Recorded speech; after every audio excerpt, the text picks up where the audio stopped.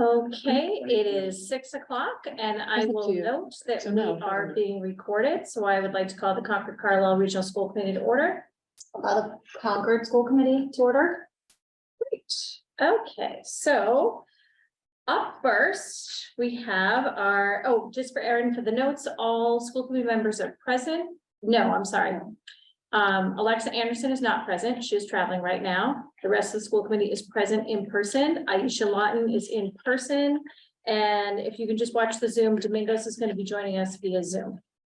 So we will start with our students. Welcome. Hello. Unfortunately, Zaria can't be with us tonight. She had a basketball practice that ran a little bit late. But Felicity and I still have a presentation for you guys. Just give me 1 minute to get the screen share up. Oh, okay, sorry, 1 second. No problems. We've had a lot of technical issues ourselves. Sorry about that. I'm not doing this from my normal computer. Okay. Oh, wait, I think we should be good. Hold on. There we go. Okay, perfect. You guys see it now? Yes. Okay, so bit of a quicker update, but the first thing we would just say students are a little bit concerned about a lack of transparency around next year's new bell schedule. There's definitely been some talk of it throughout the school. People have been mentioning it.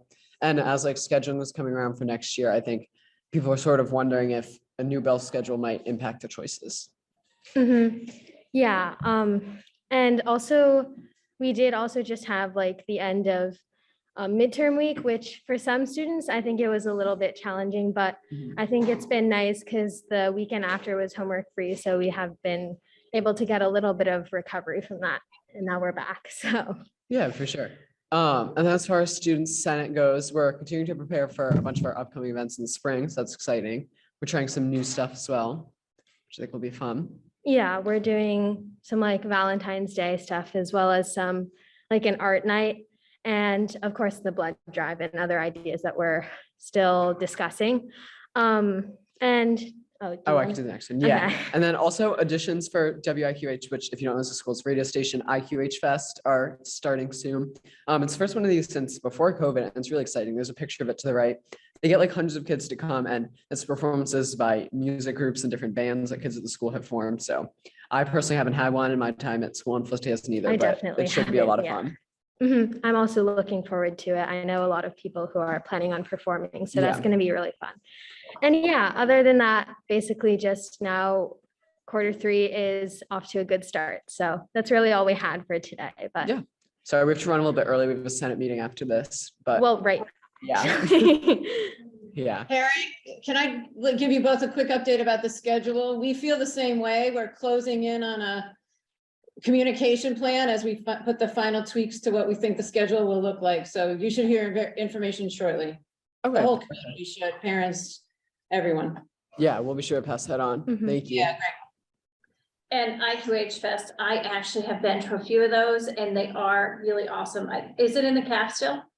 I think the it's stage. Yeah. So that'll be fun. Glad to see things coming back like that. Yeah. Good. Thank you so much for your update. Anyone have any questions for students, comments? No. Q3 is off to a good start. Yeah. so far. Yes, first day. I love a fresh start of second semester. We wish you all well. Oh, Yes. thank you. Thank you. Thank you. Of course. All right. And now we will move into public comment. So our public comment period will be a period of 20 minutes. It doesn't look like we have a lot of people in the room today. So as a reminder, this is a meeting in the public and not with the public. So the school committee will not be responding to any comments. If you're in the room and you would like to speak, you can submit a blue form to me and you'll be called to speak. If you're on Zoom, you can use the raise hand feature. When called to speak, please state your name and address before you speak. We will go every other, starting with a comment in the room and then taking a comment on Zoom, and you will have a limit of 3 minutes. So do we have any public comment in the room? Okay, I don't see any comment in the room, so we'll go online. Kristen Haggerty. Hi, this is Kristen Haggerty, 95 Revolutionary Road in Concord. I know that, or it looked like you were talking about policies, that you've already been through the school policies today. And I think you're just finalizing them. And I wondered if the board could, the committee could address what their plans are to implement and develop a new policy or augment the one they have related to incident reporting, specifically to microaggressions and other types of racial incidents. So if hopefully that comes up for discussion when you talk about the policies. Thank you. Thank you. Okay, Erin Fife. Hi, everyone. My name is Erin Fife, 174 Hill Street in Concord. I just wanted to say thank you for the DEI presentation from the audit consultants last week. I thought it was incredibly informative. I really appreciated the information that they shared. And I am curious as to what the next steps are after that audit, if there'll be another presentation after the school committee and the district has had time to sort of process some of those results, whether we'll have a follow-up on that. And then the second question is, I saw that the coffees that were scheduled in the fall, I think I attended one of them and really appreciated that. And I was hoping to see a schedule for the spring if those will continue. Thank you. All right, thank you. Okay, any other public comment? Any more online? All right, I will close up public comment. And now we are on to our budget workshop. So I just wrote a little something here about Tracy Novick, who's joining us. This is really for the public. So Tracy Novick from MASC will be joining us. She is a field rep for the Massachusetts Association of School Committees and also a Worcester School Committee member. In addition, she holds certification in school finance and she runs many of the MASC school finance workshops. She's presented on transparency and school budget presentation, school finance, Chapter 70 implications and development, social media, superintendent evaluation, the list really goes on and on. The school committee's role in financial oversight. So we're really excited to have her with us. And just as an aside, Alexa and I were able to go to her workshop at the conference. I don't know if anybody else hit that one. You hit that one with Brian. So Brian was your co-presenter, and it was just great to see the two of you present together. So without further ado, I will leave it to you, and we're really excited to have you with us here tonight. Great, thank you. It's good to be here. The one thing that my bio doesn't include, but I will share with all of you is that while I certainly did not grow up here, I actually do have Concord as my birthplace. I'm an Emerson Hospital baby. I won't say it feels like coming home, but it always feels like a little bit sort of a checkbox and sort of coming back. So I'm glad to be here with you all. Did have a chance to have some conversations with your administrators about some of the work that you already have been doing. I know that you already had gotten a presentation that was a little bit more sort of into the numbers and into the sort of the pieces of where your revenue comes from and so forth.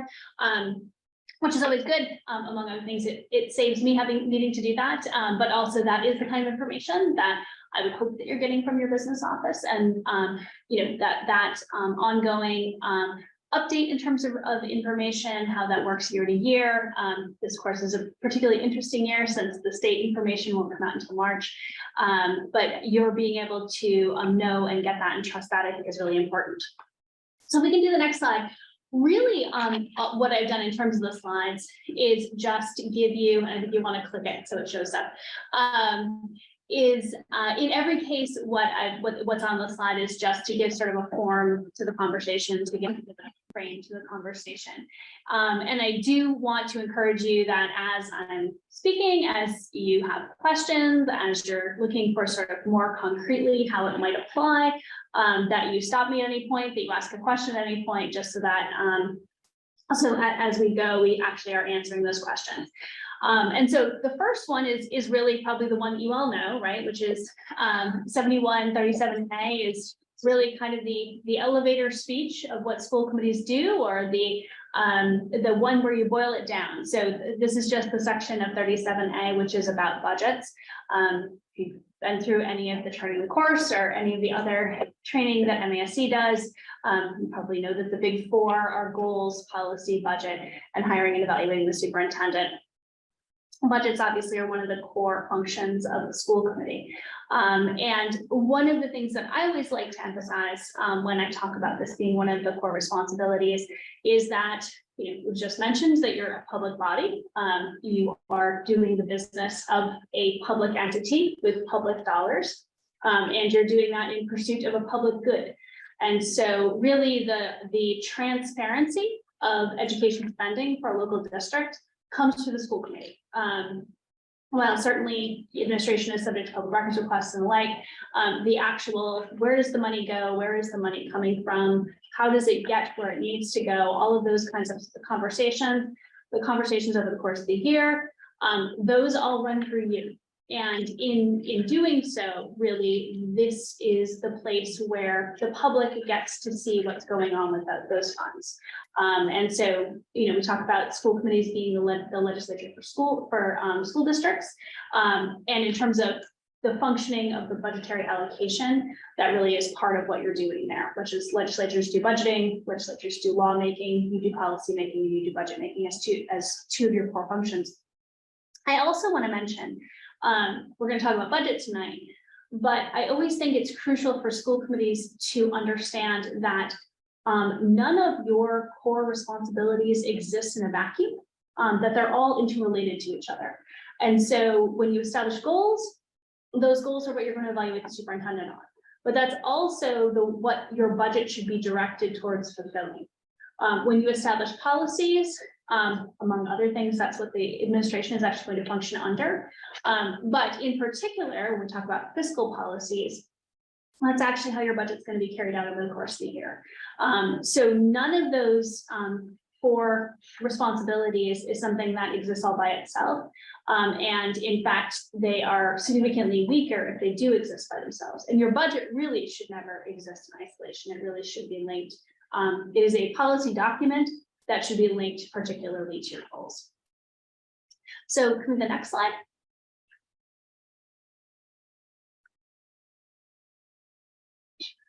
Can Aaron hear us? Next slide, Erin. Erin, next slide. She's moving around. There we go. There. So you probably are familiar with 7141 because we usually bring it up most often for superintendents. This is the section of the Master General Law that covers how long superintendent's contract could be. Less well known is the same section of the Massachusetts General Law actually covers your school business administrator. It's interesting to me because this is a different section than say assistant superintendents are covered by. That's a completely different section. Some of you might be familiar with it. It has a section about sort of advise and consent. And this is actually much more straightforward language. And while your school business administrator works for the superintendent, is evaluated by the superintendent, that relationship is parallel in many ways to the other administrators within the district. There is a sort of separate relationship in terms of the contractual language with the school business administrator. And I always bring this up because in a strong working relationship between the school committee and the school business administrator and the superintendent, there should be a working relationship between the school business administrator and the school committee. This should be an individual that you trust. It should be someone that you feel is able to answer your questions, is someone that you actually have a good feedback for the superintendent with. That's actually something that is, I think, of particular importance when it comes to the budget because of the responsibility you have around the budget. So I bring that up here just to sort of flag that as an important thing. Now, the other reason that I flag it is because school committees can, not all do, but school committees can, get very, very excited about their function as the budgetary oversight, and sometimes can, I don't know if forget's really the right word, but can sort of get out over their skis in terms of what part is their job and what part is the actual school business official's job. And so I remember very vividly, probably 4 or 5 times with 4 or 5 different people over even the last 6 months, saying to a school committee member, but you have someone for that. There's someone whose full-time job is actually to do that. And that's always the balance I find for school committees. We'll talk a little bit more about at what level you pass the budget, at what level you look at quarterly reports, at what level effectively you're having your ongoing conversation over the course of the year of what's going on with the budget. But I do think it's important for school committee members to remember that you're much like when we talk about things like goal setting, you're at the 50,000 foot level. You're at a much higher level in terms of your administration of the budget, your oversight of the budget, then the day-to-day allocations of the budget, then the day-to-day spending of the budget. And I will say that that can be a real struggle for people because for all of the reasons that people run for school committee, which are as many as there are school committee members, I'd say, there are certainly people who run on kind of a budget thing. They're going to figure out where the money goes. You're going to straighten out where the money goes. You're going to change where the money goes. And of course, much like anything else, the first thing you learn is that doing any of that takes more than just your vote. But also, it's important to remember that only so much of that is actually your job, that some of that actually belongs to the school business administrator in terms of the day-to-day work. And again, that can be a difficult thing for some people to sort out. But again, keeping yourself back up to the level at which we'll talk about more in a second, school committees function is important. Yeah. I have two questions. Sure. One is that you say that the 6 years for the superintendent and business administrator, something that we came up with a question last year in Carlisle was, what about teacher contracts? Is that the 3-year max? So yes. Okay. Yep. All right, that's all. And then can you give some examples of when, like, you know, we hear about people overstepping, but Yeah. like, what are some concrete, I mean, is it like people like questioning like how many rolls of toilet paper Yes. people buy? Like, what kinds of? So this one, and this is one that we will talk a little bit about warrants later on, but I think warrants tend to lend themselves to people like wanting to go count copier paper boxes or that kind of thing. So certainly I run into that, and then you have to remember that we'll talk more about that when we get there, but when it comes to warrants, you're but one step in a whole bunch of steps that get there. So that's actually, I had that tussle even within the last sort of 2 or 3 weeks with the school committee where someone was saying, but if I'm signing off on it, I should be able to go confirm. And I was like, yes, but that's actually somebody else's job.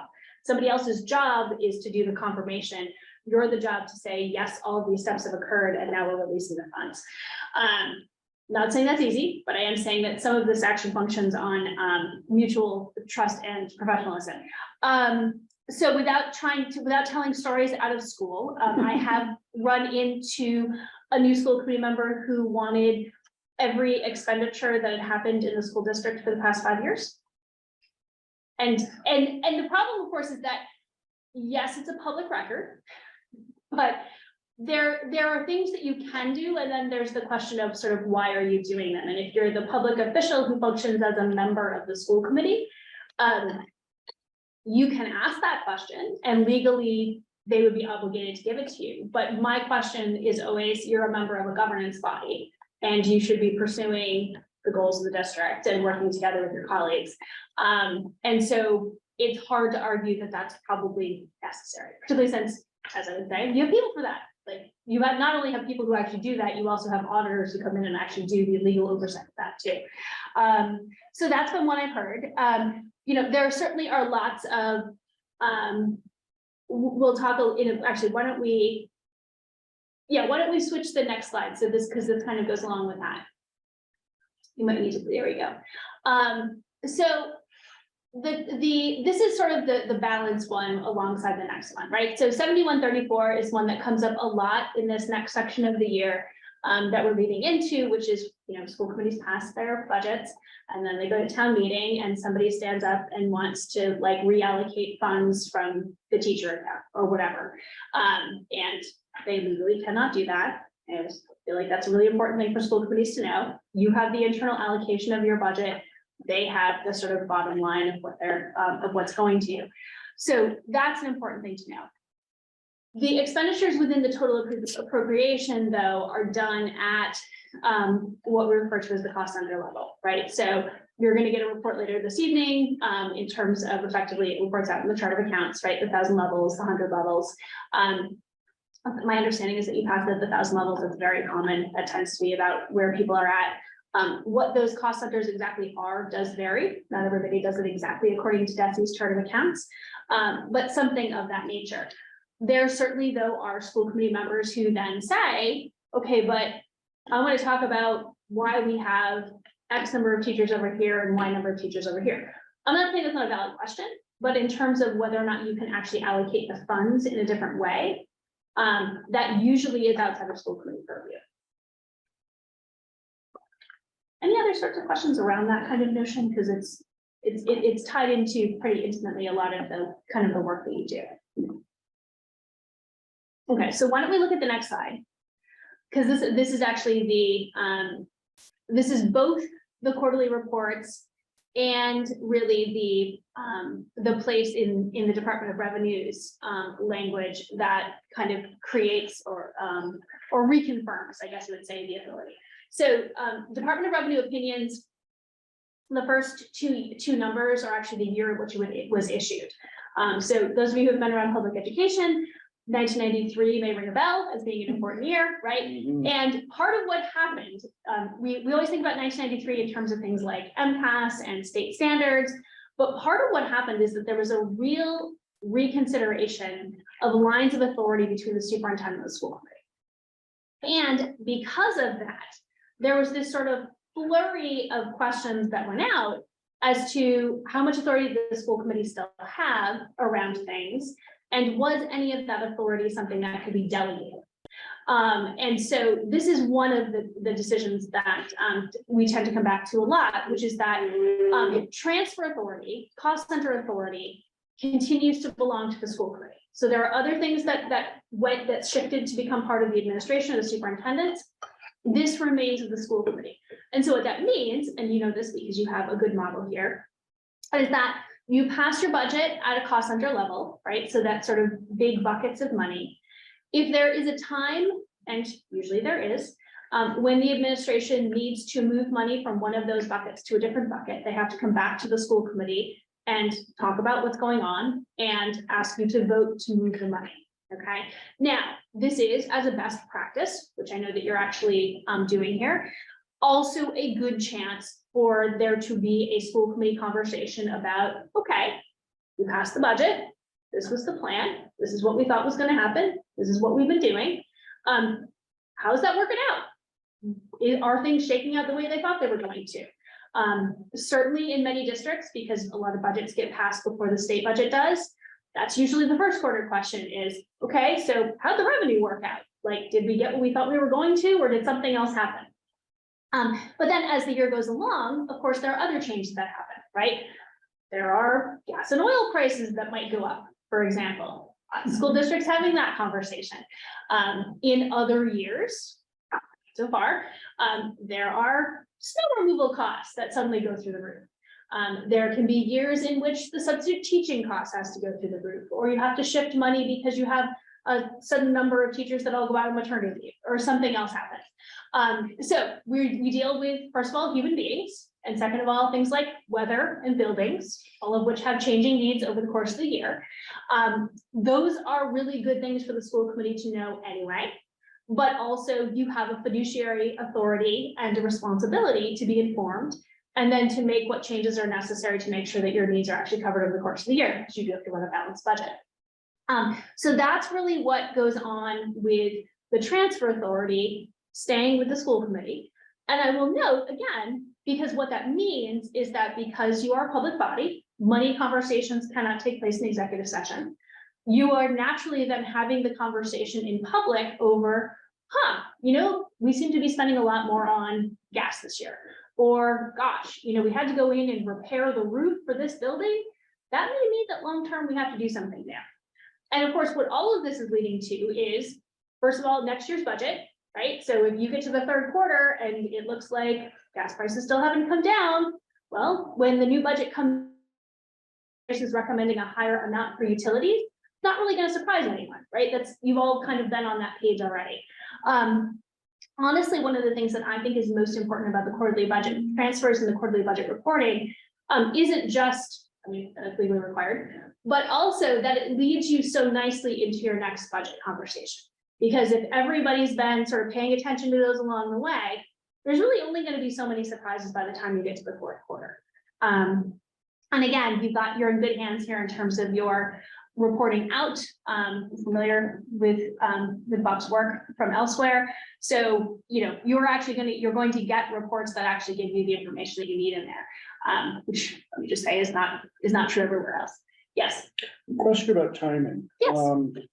I don't think this school committee expects to pre-approve some of these transfers where needs come up and have to be addressed. Some of this is post facto. But can you speak to the timing and when there would be a change that would be of such a magnitude that it would be advisable for Bob and Lori to bring this to us for effectively pre-approval instead of post-approval? so really, if there's money that's moving from one cost center to another to cover a cost, it should go to you before that happens. But that's part of why the cost centers are as big as they are, because that means that not every little change is necessarily going to come back here. And that's one of the things that I talk to school committees about when they say, well, I don't really like the level at which we passed our budget. One of the things I remind them is that you don't want the administration to have to come back to you every single time that something not very big changes. But if you are, for example, seeing, right, so here is my extreme example. About 7 years ago or so, I probably had the year on. Worcester was the city in the entire United States, not just the continental United States, but the entire United States that got the most snow. And I know this because I was at the National School Boards Convention in Washington, DC that January, and I was on a bus and there's somebody else there with a tag around their neck, and he asked where I was from and I said Worcester, and he said, oh, I'm familiar with Worcester. You got all of our snow. And he was from Anchorage, Alaska. So we spent the facilities account significantly down before we started transferring money into it, because there were other things in the facilities account besides snow removal, right? But part of what was in that account was money that we were planning on spending in, say, April and May and June. The administration was maybe borrowing against that until they needed to transfer money from other accounts. So the transfer should happen before the spending happens, but that doesn't mean that all of your little line items that necessarily fell under that 1,000 account have all been the way that you passed them back before. So that's the magnitude question. Yes. Yeah, okay. Yep, that's exactly the As long as magnitude they can question. stay within 1,000, Yes, we can play catch up. exactly. And I mean, and again, there are lots of districts that are very comfortable with the DESI chart of accounts. Is that there certainly are districts that kind of play with it a little bit and say, you know, maybe we need to divide out the teaching account into elementary, this wouldn't be a case here, but elementary and secondary, or we need to, those kinds of conversations do sometimes happen. How are cost centers established? I mean, because I'm on 2 school committees, Yeah. and in Carlisle, anytime there's a transfer at the 1,000 level, that's our cost center, Yeah. right? But we were never part of a Concord, you know, it's just kind of the first day that you see your first variance report. Yeah. Comes a report and say, oh, by the way, we're gonna need to, you know, Yes. move this there. Whereas like here, we've never voted on any of the. I'd say end of year is the time we bring you, we tend to be able to stay within the cost centers, thankfully. End of year, we might bring you things if we have a surplus that's gonna get spent. Okay, but how do school committees Establish them? them? Too? Yeah, Like, I mean, is so- it something that you reaffirm regularly, or is it just something that becomes? So I thought that was actually what you're, because I mean, that's the same, the answer is the same in terms of sort of when, right? So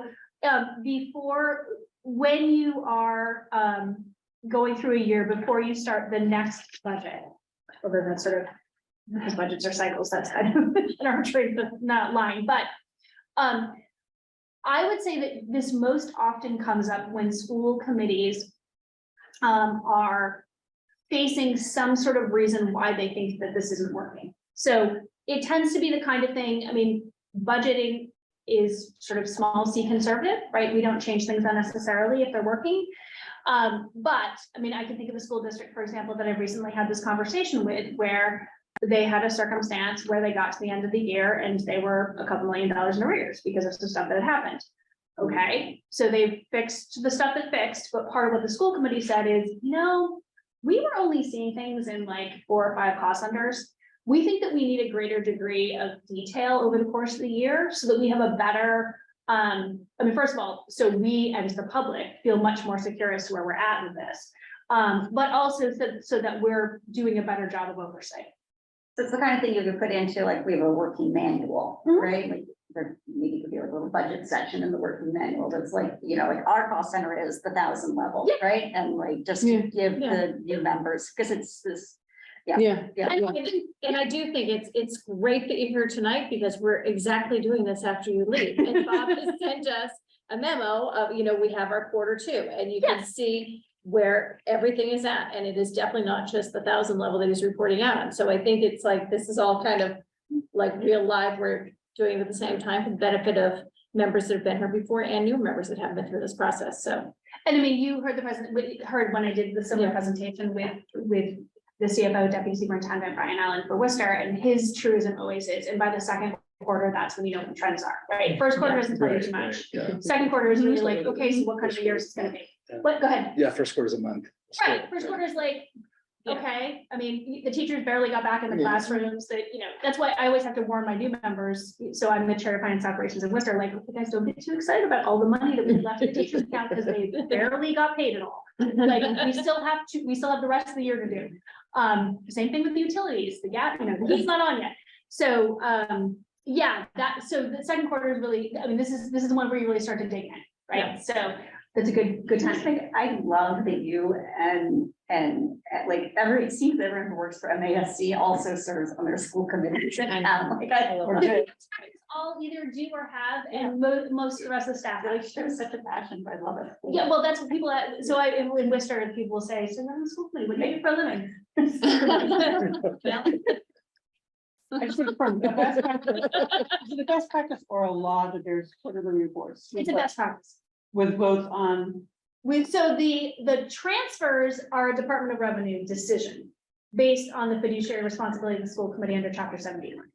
but in terms of the things move between classes. In terms of where things move between cost centers, Okay. yes. Yep, yeah, go ahead, please. Can I add that? So just to Please do. provide some perspective to it.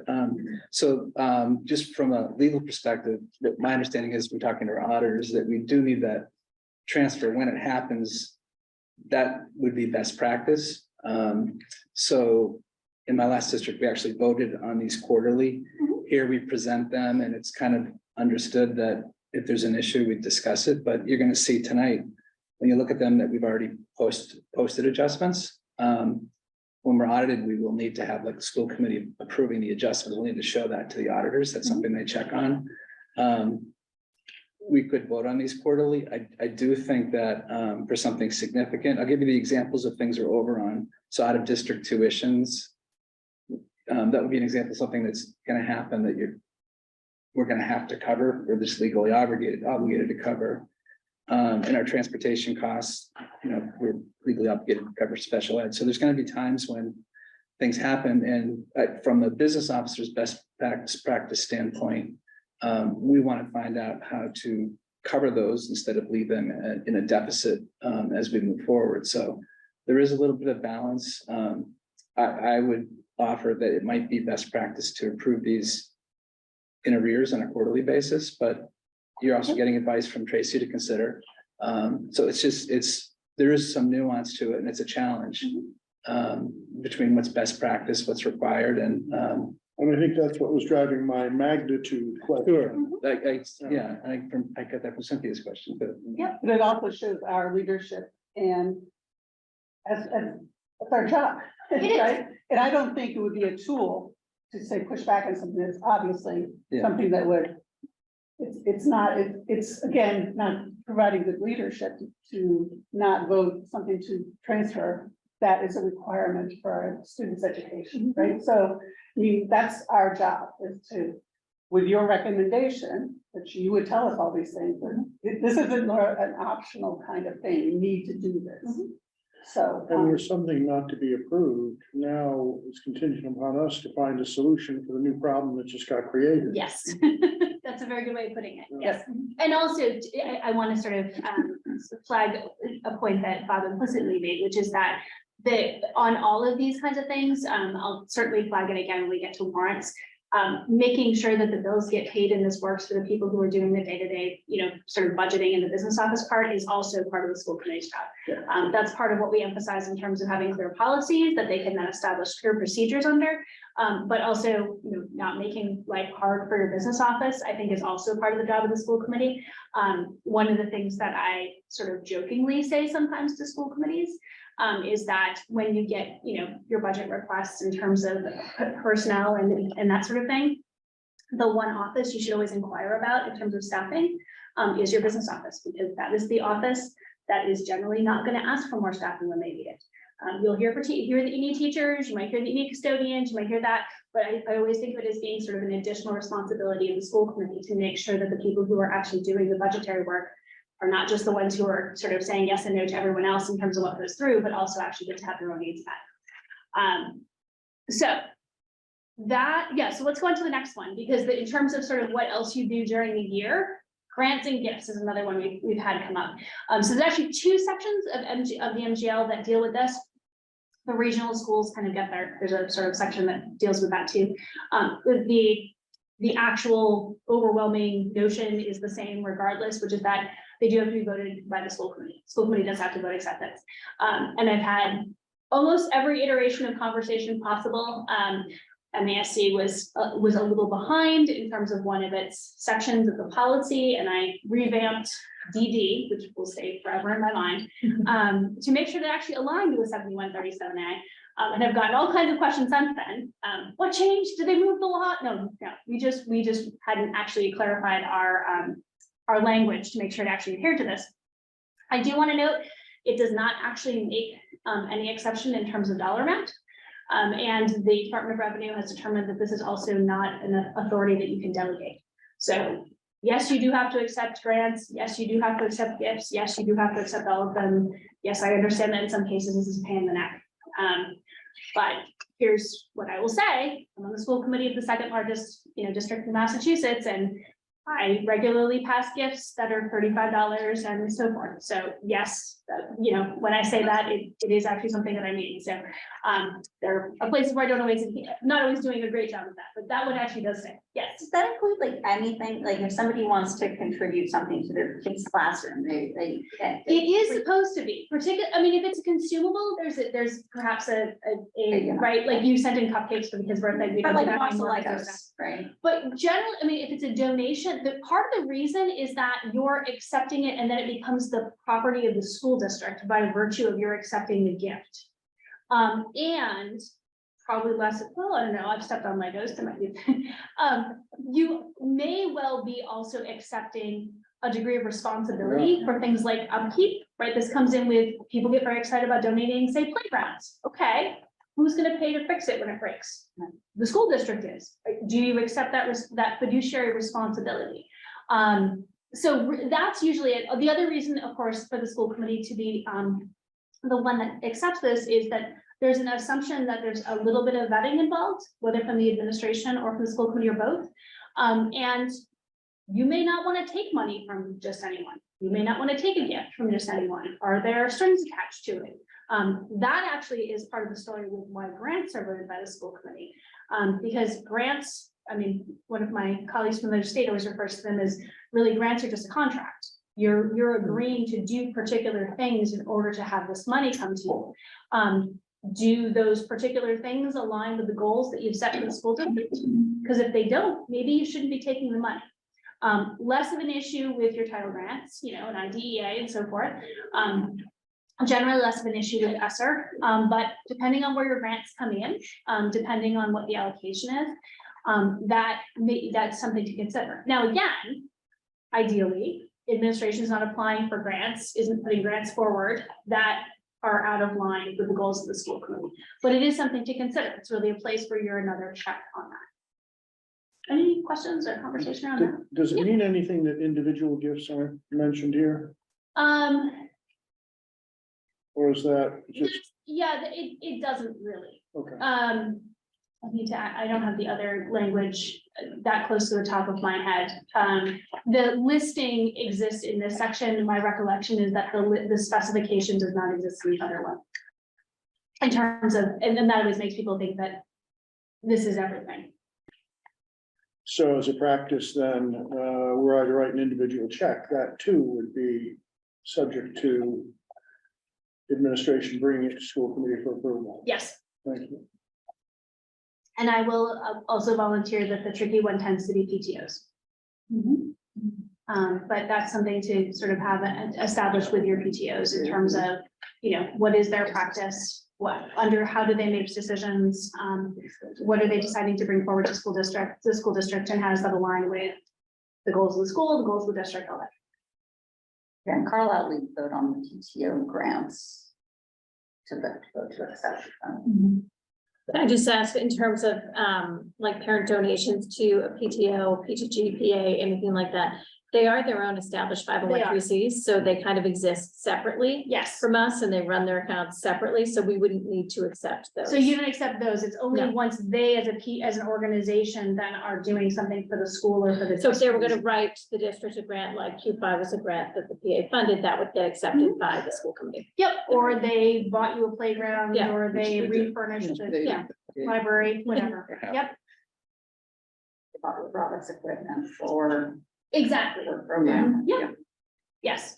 And obviously this naturally leads nicely into you're also knowing, you know, things like, you know, being able to thank the appropriate people. But also it can be useful in terms of you being able to balance out, okay, well, this PTO seems to be doing a lot, that one isn't, or how come we keep only getting grants for this and we haven't put this into the general fund?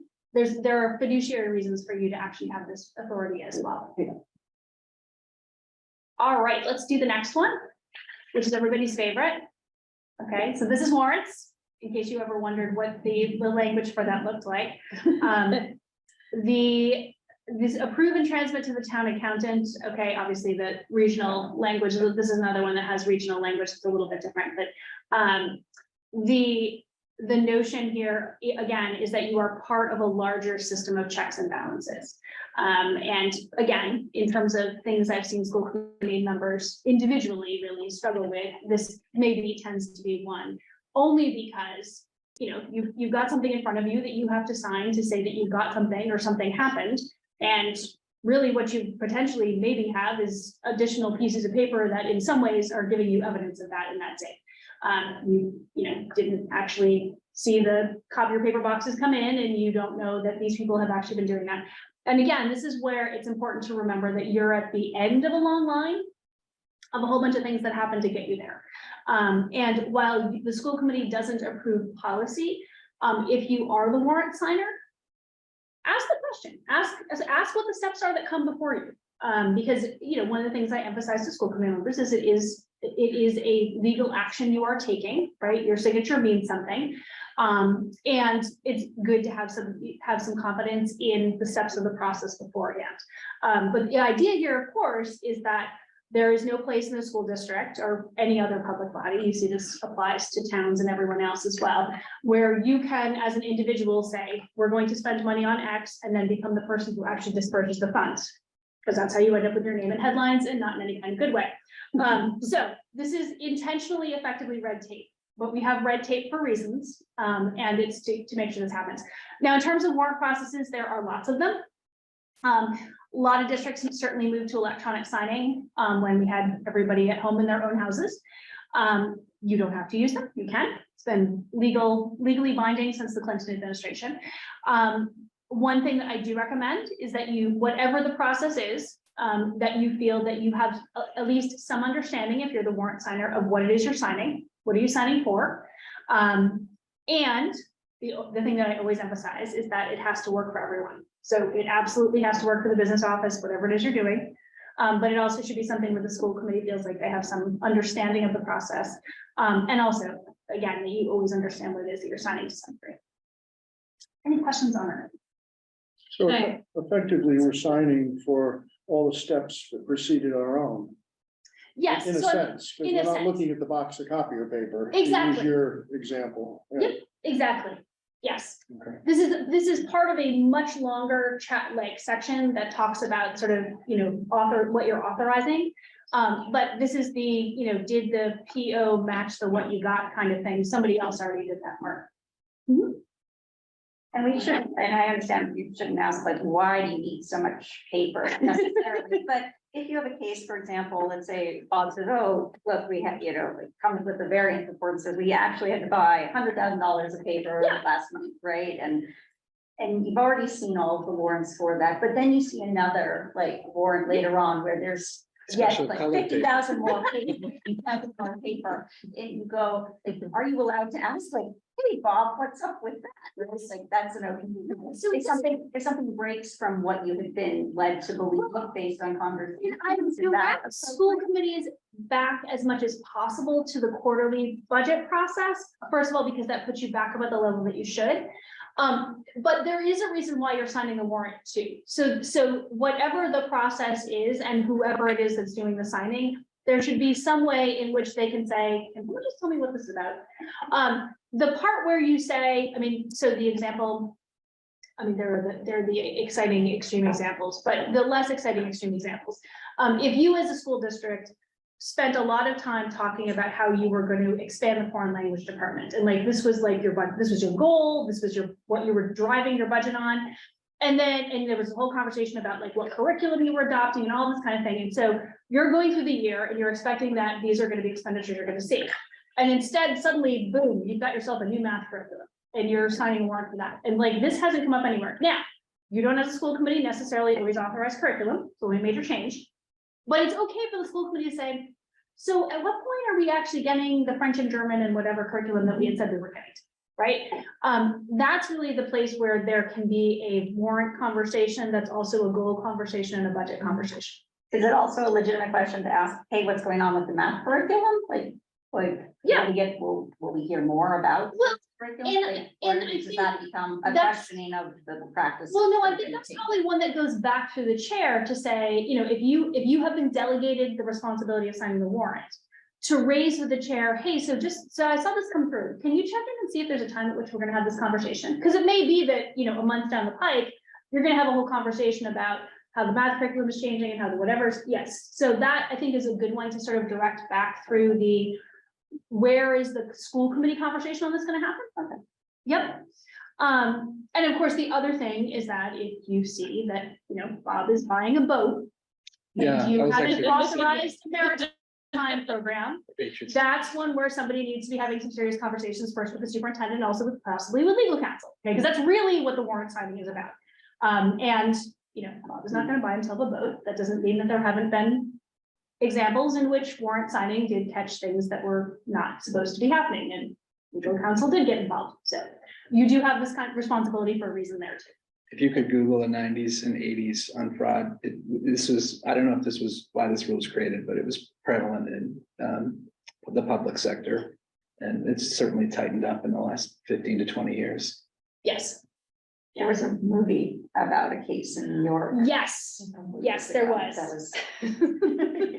How often do you end up with a school finance movie that's a drama? But yeah. No, but I mean, there are Massachusetts examples of, you know, warrants coming through that seem to be for having a lot of the vocational program do a lot of work on a space that it turned out was at the superintendent's house on the Cape. That's one of the examples that ended up in the paper. Funny, not funny. I just had a question about single designee versus majority. Yeah. Do you, because we've talked about this since Bob started, you know, like, do we move towards single designee or not? Or, so we're just trying to, you know, feel our way around that. Do you feel like some school committees have a best practice in single, like, how do you feel about it? I'll just ask. I can understand why there might be regionals not moving towards that. Mhm. And it's not usually for internal reasons, it's for external reasons. So you would be a better judge than I as to whether or not that's the kind of thing which holds you in good stead, say with the town FinComs. I certainly know regionals. I mean, I had this conversation with this show about 2 weeks ago, like, and they all started nodding around the table. I was like, do not make, you know, if you can, if that somehow gets you in good stead with the FinCom, you know, figure it out and see if you can do that. Otherwise, it's really just a question of people feeling comfortable with delegating that authority and having a process that actually works to get the bills paid. As long as those two things are true, I don't know that it really matters. Yeah. Is there not a fail-safe, however, in that any one member, signer or not, could say, stop the warrant, I want to learn more? So if you Not that we've exercised if that. you all sign the warrant yes, that should be part of your process, however you sign the warrants. There should be a place at which that happens. Or is possible. Let me ask you again. I've been told that signer or not a signer, any member could say, hold the warrant, I don't understand something, and pose a question. You Is can, that true or isn't it? so what The assumption was it was somewhere in the guidelines. So what 4161 says is that if the authority is delegated to a single signatory, it does not take away the responsibility of every member of the committee, whether or not you sign. So I guess that's the language that led to Yes. my, Which then statement sort I of gives to picked the, up. if Okay. you have that responsibility, then you would implicitly then have the right to ask. which I think gives any school committee comfort that if they do delegate it to a very few people, they still have the public knowing there's more eyes on it. And generally speaking, if there's a single signatory, the warrant usually still goes, I mean, at least electronically, the warrants usually will go to the whole Which committee. is our practice, yeah. Yeah, and I will say our practice is working. We all get the warrant electronically. We have a majority at the region sign and a majority at CPS sign and it's all going swimmingly. So Okay. I should nobody's also begging- say that. And nobody's begging for the chore either. It's working on your side. too. Yeah, I actually asked our accounts payable, our accountant, a couple weeks ago, and she said, yes, she receives responses from the school committee promptly. Oh, good. So, and because we have 4 out of 7 for the Yeah. region, we need all 4 to sign, because you need a majority to approve the warrant. And we have 3 for CPS, so the 3 from CPS and the 4 from the region are, she said, very timely. And I don't want to digress too much, but it must be better because in the past, I would sometimes get an email saying, would somebody sign it? Usually it makes its way up and Yeah. they come into me and they're like, can you just get the signature? And that's not happening now. No, it's not. Thank you. And the understanding she has is, because technically, I think you can only designate, like, well, you can have one designee. The way we do it is we're basically having the school committee approved, but it's majority of the school committee. If somebody is away or sick and can't do it, we can ask somebody else to approve. Yes, Yeah, so yeah, we have a fail safe. yeah, good. Yes.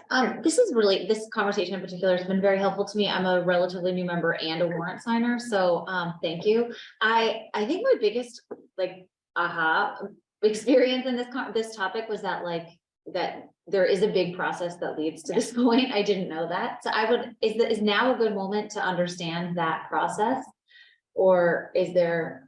I mean, I've done this for other districts too, where exactly what Tracy said happens is somebody comes in the first time they're looking at it, there's a million questions. Yeah. And I just have them come in and I'd explain the warrant process. And so they would, and then they go use a few of the bills as examples and ask a few questions. Yeah, I'd love that. So, Yeah, well, the other that's- thing is Sarah and I are on this new member onboarding committee, and that would be like something great to add into the Yeah. manual, like kind of like, this is the Right. process on warrant Yeah. signing. You know, just so when you are asked to be a warrant signer, because I think everyone in this room was probably asked to be a warrant signer as soon as they got onto a school committee. So you had, like, I had no idea. Yeah, what came on, right? I You just asked, right? Yeah, So yeah. I think like just even having like a cheat sheet of like, here are all the steps that it goes through Yeah, before it gets to you. yeah, I can. That would And be also, great. like, an understanding of, I feel like I've gotten into the rhythm of, I understand the patterns, so like it's Sure. gotten faster, Yeah. and I appreciate that, actually, it's been a good experience. In some weird way, but, but yeah, it would be very helpful, that would be great, if you don't mind. Just Draft something. Yeah, and it is like a Great. lot of other things, right, where you will start to recognize it, I mean, there's certainly a lot that's true about school committees of like the first year, you're just sort of figuring things out, right? Yeah. So this is another one where you kind of get the hang of what the cycle is and when are the payrolls coming in and what are that sort of thing is useful too. So when I joined in Carlisle, I got chosen as signer.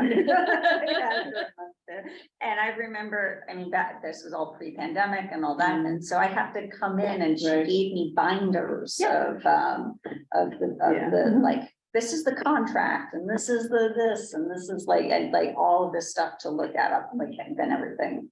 You know, it was just, if you want to see any bills, if you want to see any substantiation behind, you can get it, and it all went to electronic, but I assume that there is like something like, Yes, we, I mean, I don't know, I mean, We this have is our so much processes. bigger than Carlisle, right? So I don't imagine you have like, oh, this is Mark. it's more automated here, all the documents are scanned. And Yeah, in my last district, it was paper-based too. I would get Yeah. a warrant, a cover sheet that you see, and then I have all the invoices attached, and here we scan them right into the warrant, so Ian or I can go in and look and It's see been the backup. electronic Yeah. about 5 years, not when I first got them. People would sit here at the table and sign, Yeah. half paying attention to the meeting. Well, right, and that's the one that always breaks my heart is sort of like when you walk into a school committee meeting and like the binders going around and I'm always like, oh, did anyone see it? And like, then to your point, Yeah. right, you're not paying attention to the warrant and you're not paying attention to the meeting. Yeah, so all our backups generally in this accounting software, that's how it makes its way through the approvals too, because it gets approved right all up through us. I'm the last one. Much to people's chagrin sometimes, so I get decline and shoot, down it goes. Back to the folks Back to below. the start. Yeah. And we do generally load the contracts right onto the PO, so if we see an invoice is playing at PO, we can look at the PO and then it'd be a contract that's scanned Right. there. Maybe not something for a paper order, but like for anything significant. And then can we do the last slide here? Just, I put together just sort of this image, which was designed to, there we go. Try to kind of encompass what it looks like in the course of a year. I don't think this has necessarily everything on it, right? But to give you the idea, first of all, that it's a cycle and it's a circle. And your business office is frequently dealing with at least 3 budgets at the same time, right? But you have a part of the year where you're particularly focused on the budget, the next budget. You then sort of cycle through the quarters, quarter 1, quarter 2, quarter 3. Things that are happening all at the same time on an ongoing basis are your warrant process, are the acceptance of grants and gifts. And then the other thing that we didn't really talk about, because it's not really covered under an MGL, is the relationship that you have with your towns and the relationship that you have with the state. And there isn't any place where I can point to a Massachusetts general law that says that that's part of your job. However, it is really in terms of that, that sort of 2-directional responsibility that you have. You are the fiduciary responsibility for your school district. So having a solid understanding of what your job is, first of all, but secondly, of feeling a great deal of comfort with your budget and with the decisions that are made at the district level makes you then much more able to go to your FinCom, to your town meeting, to your select board, and be able to advocate for that budget. The place to have the conversations about where are we spending the money, what are we doing with it, how is it working, is at your own table. Once you've done that, then you really need to be able to go to the town side and also the state side and say, you know, we're making good decisions, we're being responsible, we have good relationships, and here is what the district needs in order to be able to be high functional. So I always say that make sure that your town side doesn't only see you once a year when you're asking them for millions of dollars. However it is that relationship works, it should be some sort of an ongoing one. But the more the relationships here are solid, the better able you are to then advocate for your district. Now, I laughed a little because when I had a conversation with Bob last week, he suggested that I could use my own experience in terms of this, and I will, but I will caution you that it hasn't necessarily, you know, sort of worked out rosy. So when I first got on the Worcester School Committee, we had a persistent story from our city manager that they were funding the Worcester Public Schools at 5 or 10% of our foundation. Every year, this was happening. And we knew this was not the case, right? Like we had the numbers. We are funded at foundation. We have been funded at foundation pretty much since the dawn of time, since education was born. And the first thing that happened is that our CFO spent a lot of time walking the school committee through exactly how our budget went together. Now, we're Worcester, you know, chapter 70 sheet comes out and that's our budget plus transportation. There's nothing else happening. But the first thing was for us to all be very grounded in how our revenue stream worked. Where did the money come from? Exactly how much did we get? How did it work? And then we called in the big guys. We actually had a meeting with the Department of Elementary and Secondary Education where they explained to part of our city council that no, actually the annual reports that Worcester Public Schools submits to the department were showing quite clearly that we were funded at foundation and that this historically had actually been the case. And then we stopped having that dumb conversation. Now, in a perfect reality, that would mean that they started changing it. It just instead meant that we all agreed that this is how much we were funded. I will also say that that did, though, make us all much more effective when we went and fought with the state about the state funding and the Student Opportunity Act. But I will say that common understanding, that sort of like, where does our money come from? How does it get allocated? What's the working relationship between the state revenue and the local revenue? And then being confident at the local level to be able to say, you know, here are the resources that are coming into us from other places. Here's the resources that we're asking you for. And again, on an ongoing basis, we're very transparent in terms of how we spend it. We're checking regularly to make sure the money is going where we think it's supposed to be going. I think it gives a greater degree of trust, certainly for the towns, whether the town leadership necessarily comes on board or not, but certainly the larger community sees that in terms of the leadership that you're giving them fiduciarily.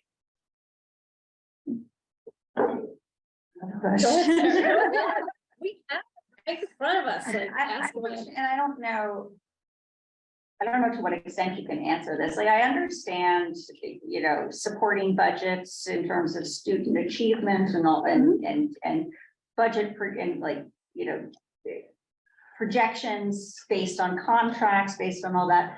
I have a question about facilities management, right? To what extent, I mean, this is coming from some personal experience and, you know, right, that, you know, we had an example, for example, an elevator that was on its last legs, and we continued to tell the town it's on its last legs, didn't get the money for it, and it ended up being a real disaster when we had to replace it, right?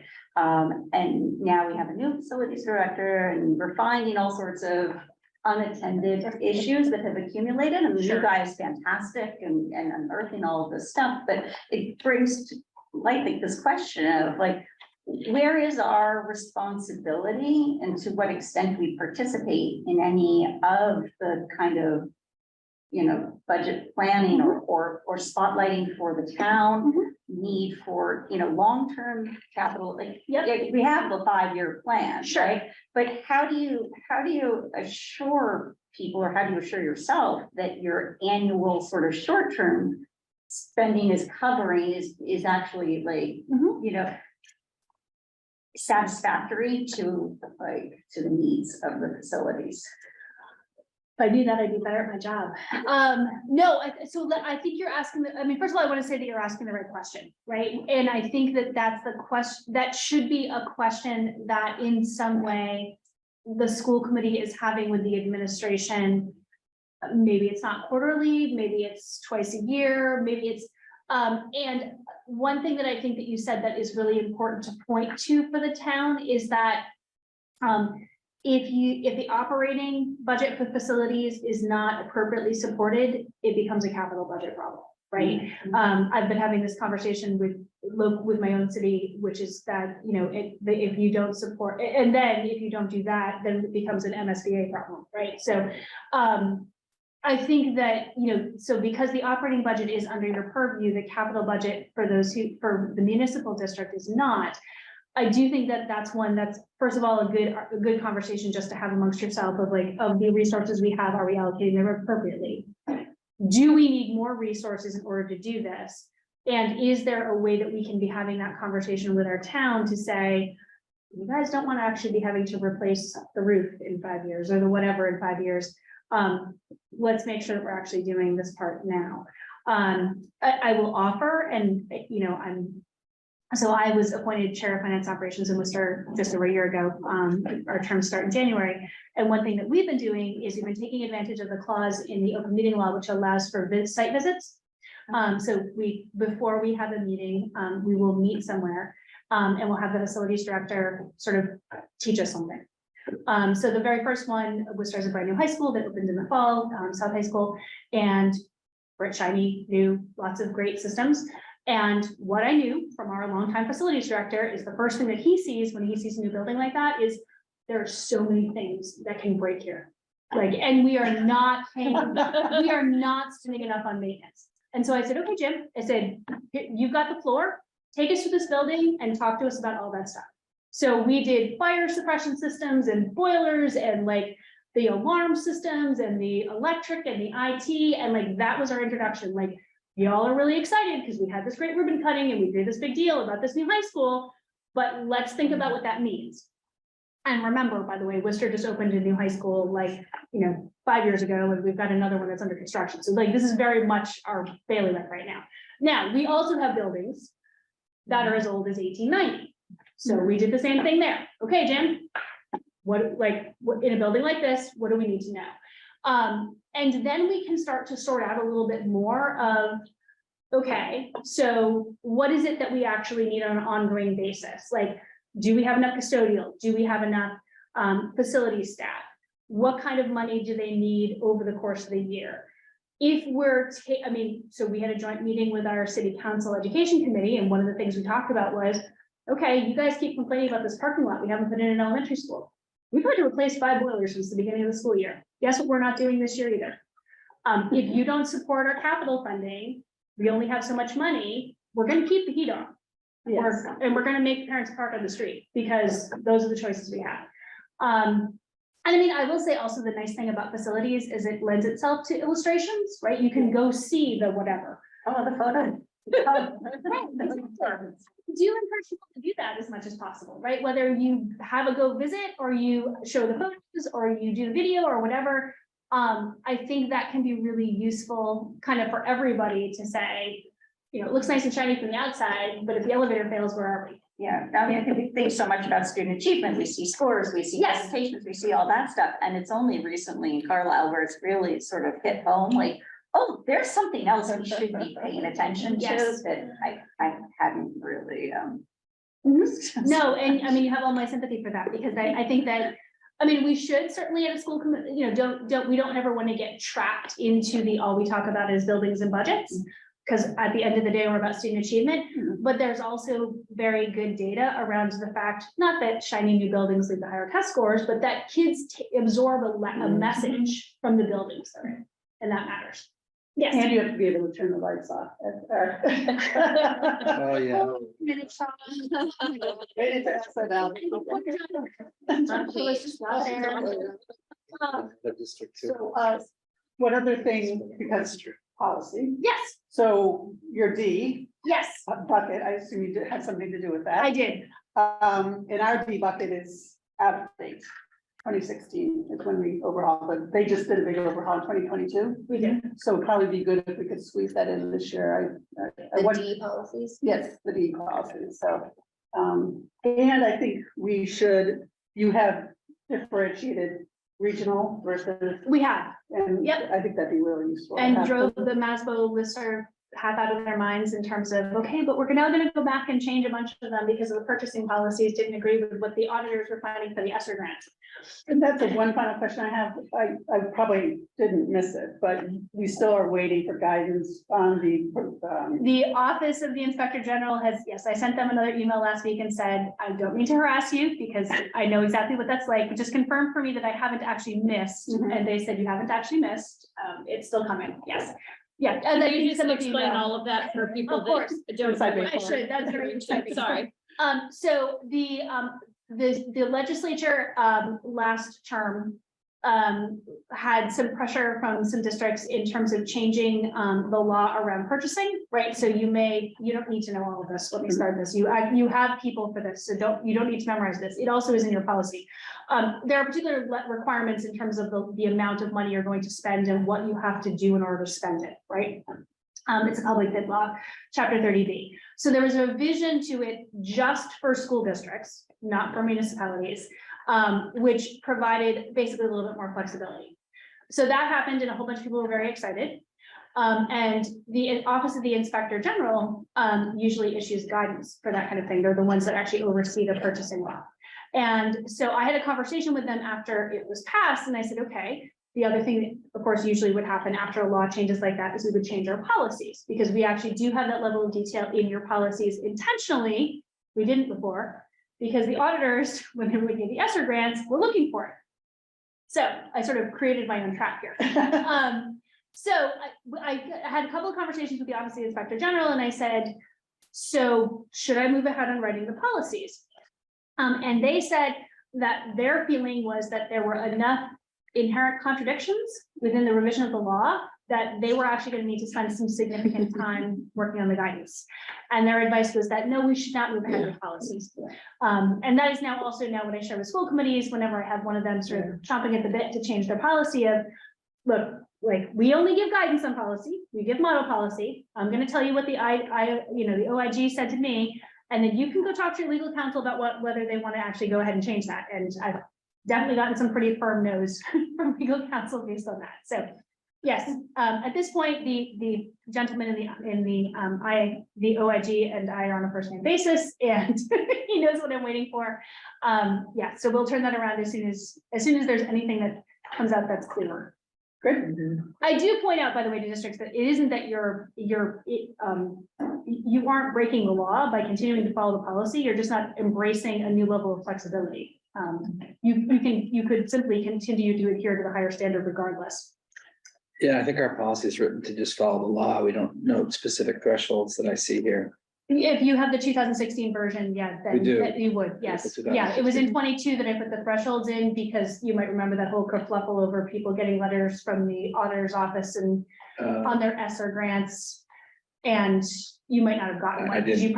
you probably had procedures that were strict enough that it covered it. But this involved my learning that the DESI auditors don't have any distinction between procedure and policy, which disturbs me, but that's okay. We all have our roles. Anything else?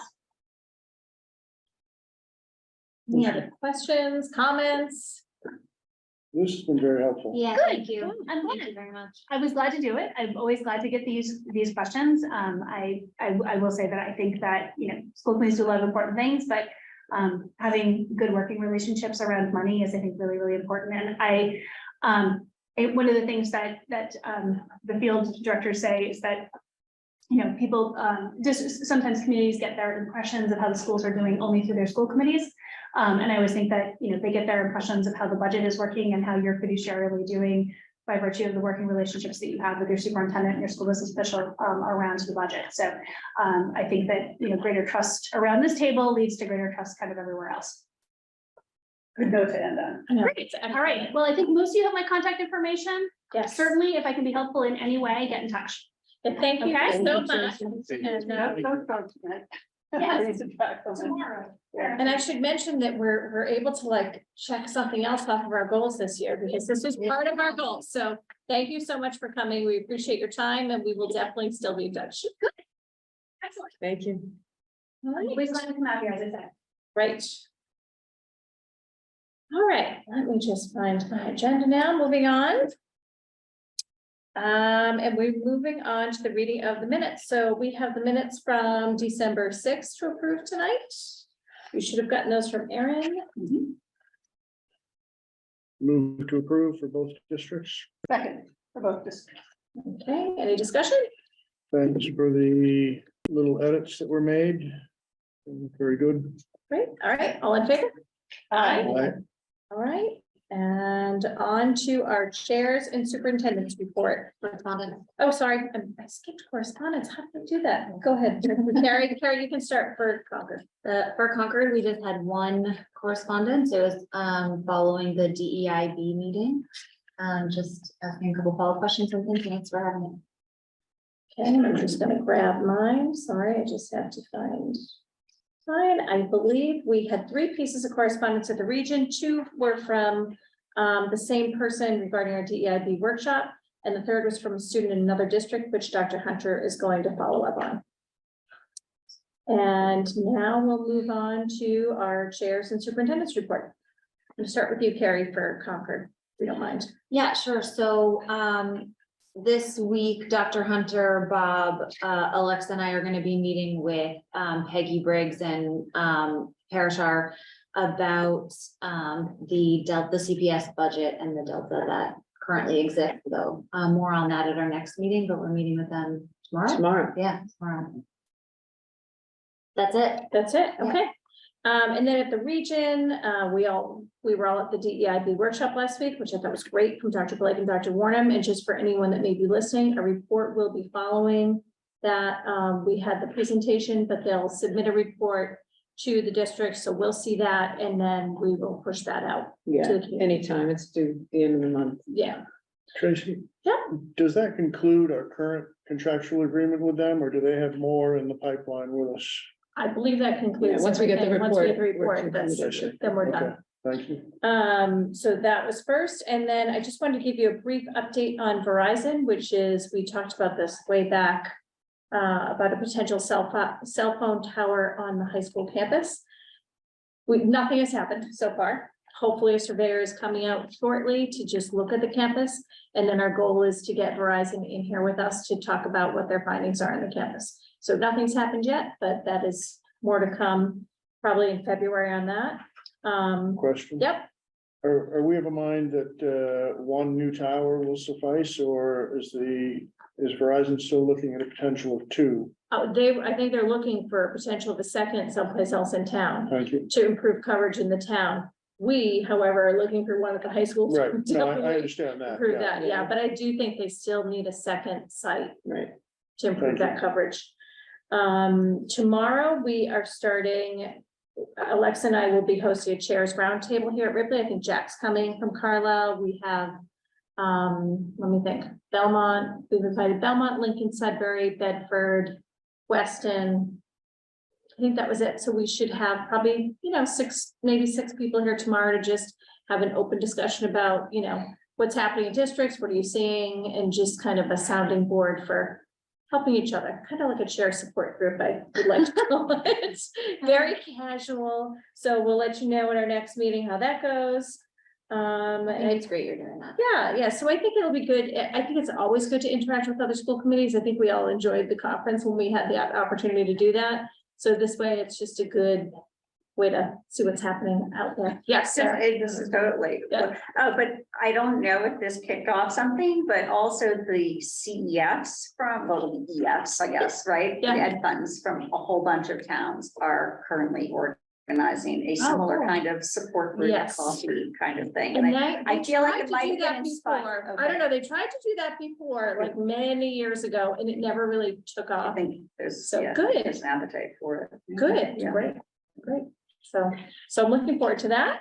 And then I'll give it to Dr. Hunter for her report. Yeah, I really just wanted to note one fairly significant piece of information that came to us yesterday. The state is creating an emergency homeless shelter at the Best Western by the Rotary. So DESE Commissioner's Office called. I guess they've been working really hard to talk with the Department of Housing and Development so that there's at least a little bit of lead time to the school districts, which I smiled when she said, you're getting a whole 2 weeks to know that people are going to be placed there.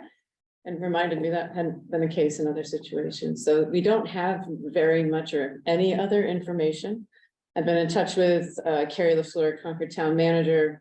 She's also obviously connecting with the Department of Housing and Development, I think her goal is to get a meeting with them and invite all of us leaders. So we're just sort of in a stay tuned process. We've started to talk with our administrators on just the readiness factor of, it's hard to get ready when you don't know exactly what's coming, but transportation could be an issue. If kids are from Massachusetts, School of Origin is in play with McKinney-Vento, so we may be cost sharing transportation back to their original school. If they're, migrant ELL students, we're gonna potentially have significant ELL needs. The continuum is pretty large. Typically, trauma is involved just because of the homeless status, so we want to be thoughtful of mental health, academic needs, basic supplies. I have lived in a community where one of these hotels houses folks, and it's a really difficult. The state had undone this. The Baker administration had undone the hotels, and they're just the lists are too long. We're one list I saw today. We're third in the country for number of homeless, behind California, and Texas. People come here. We're very generous with our policies and statutes, and so trying to keep up with it is becoming a really significant issue statewide. So DESE so the state produced grant money knowing this was going to be an issue. So DESE is going to have us apply $1,000 per student. It's better than nothing. And so I think we're already feeling some wraparound supports coming from the state. I have happened to be in my office with Representatives Gentile and Cataldo, and they actually had heard a whisper of it, and it all sort of happened simultaneously, so I know they're also advocating. And on the flip side of that, what a great opportunity to serve kids in need, and looking forward to all we can do for them and their families, and this community is going to take really good care of folks, so. Lori, I can share with you that the Red Cross, with which I work, has a long history Yeah. with that very hotel. Oh, great. And they have performed admirably for us over the years Great. with no notice at all. Yeah, that's They're how just these roll, there. I guess, yeah. And they've been wonderful to deal with. Yeah. I hope your experience is the same. Yeah, so we'll keep you posted. To what extent will there be a share out of needs of the family, like ways that the community Yeah. can come to support, Right. to help out? Yeah, I mean, I don't know, like a backpack drive. or Yeah, something Kristen made along- good points this morning. We were talking of definitely wanting to engage PTGs, and we know there's so many community groups that would want to get engaged. It's a little tricky without any information on who the families are. So my hope, we'll see how this plays out. My, perfect wish list would be we start to know who the families are and be able to get a little bit ahead of that. And I'm realistic enough to say a little bit might be days. So we're watching that need, because I think you're right. There's a pattern of just communicate, and we'll have a onslaught of help. So we got a little nerve, like this is so literally 36 hours old this morning. I thought, let's take another little bit among ourselves and hope more information comes, because I think this community is gonna outpour. Is it definitely gonna be family based? Do we know that? That's what that's what they're telling me, based on the call from the DESI. When it comes from DESI, there's children involved, so. And yet I'll say that with her qualifying, she had very little information. So it does sound like they're planning on some kids. Because absent family base, we'd expect what, social workers and health workers as part of the approach too. If I'm correct. I guess we'll see. I'm not sure what services. we're- There's elementary school kids, do you have a sense of which school they would? Yeah, we talked on that this morning. So it's interesting, at this point in the year, like Alcott's the low total, but we've got some bigger class sizes at K and 1. So we actually this morning thought we may take this family by family, look at the needs. The small gift of it being at the Rotary like that, we actually have buses that are John Arena, my goodness, he's already sent me like what buses go by the hotel.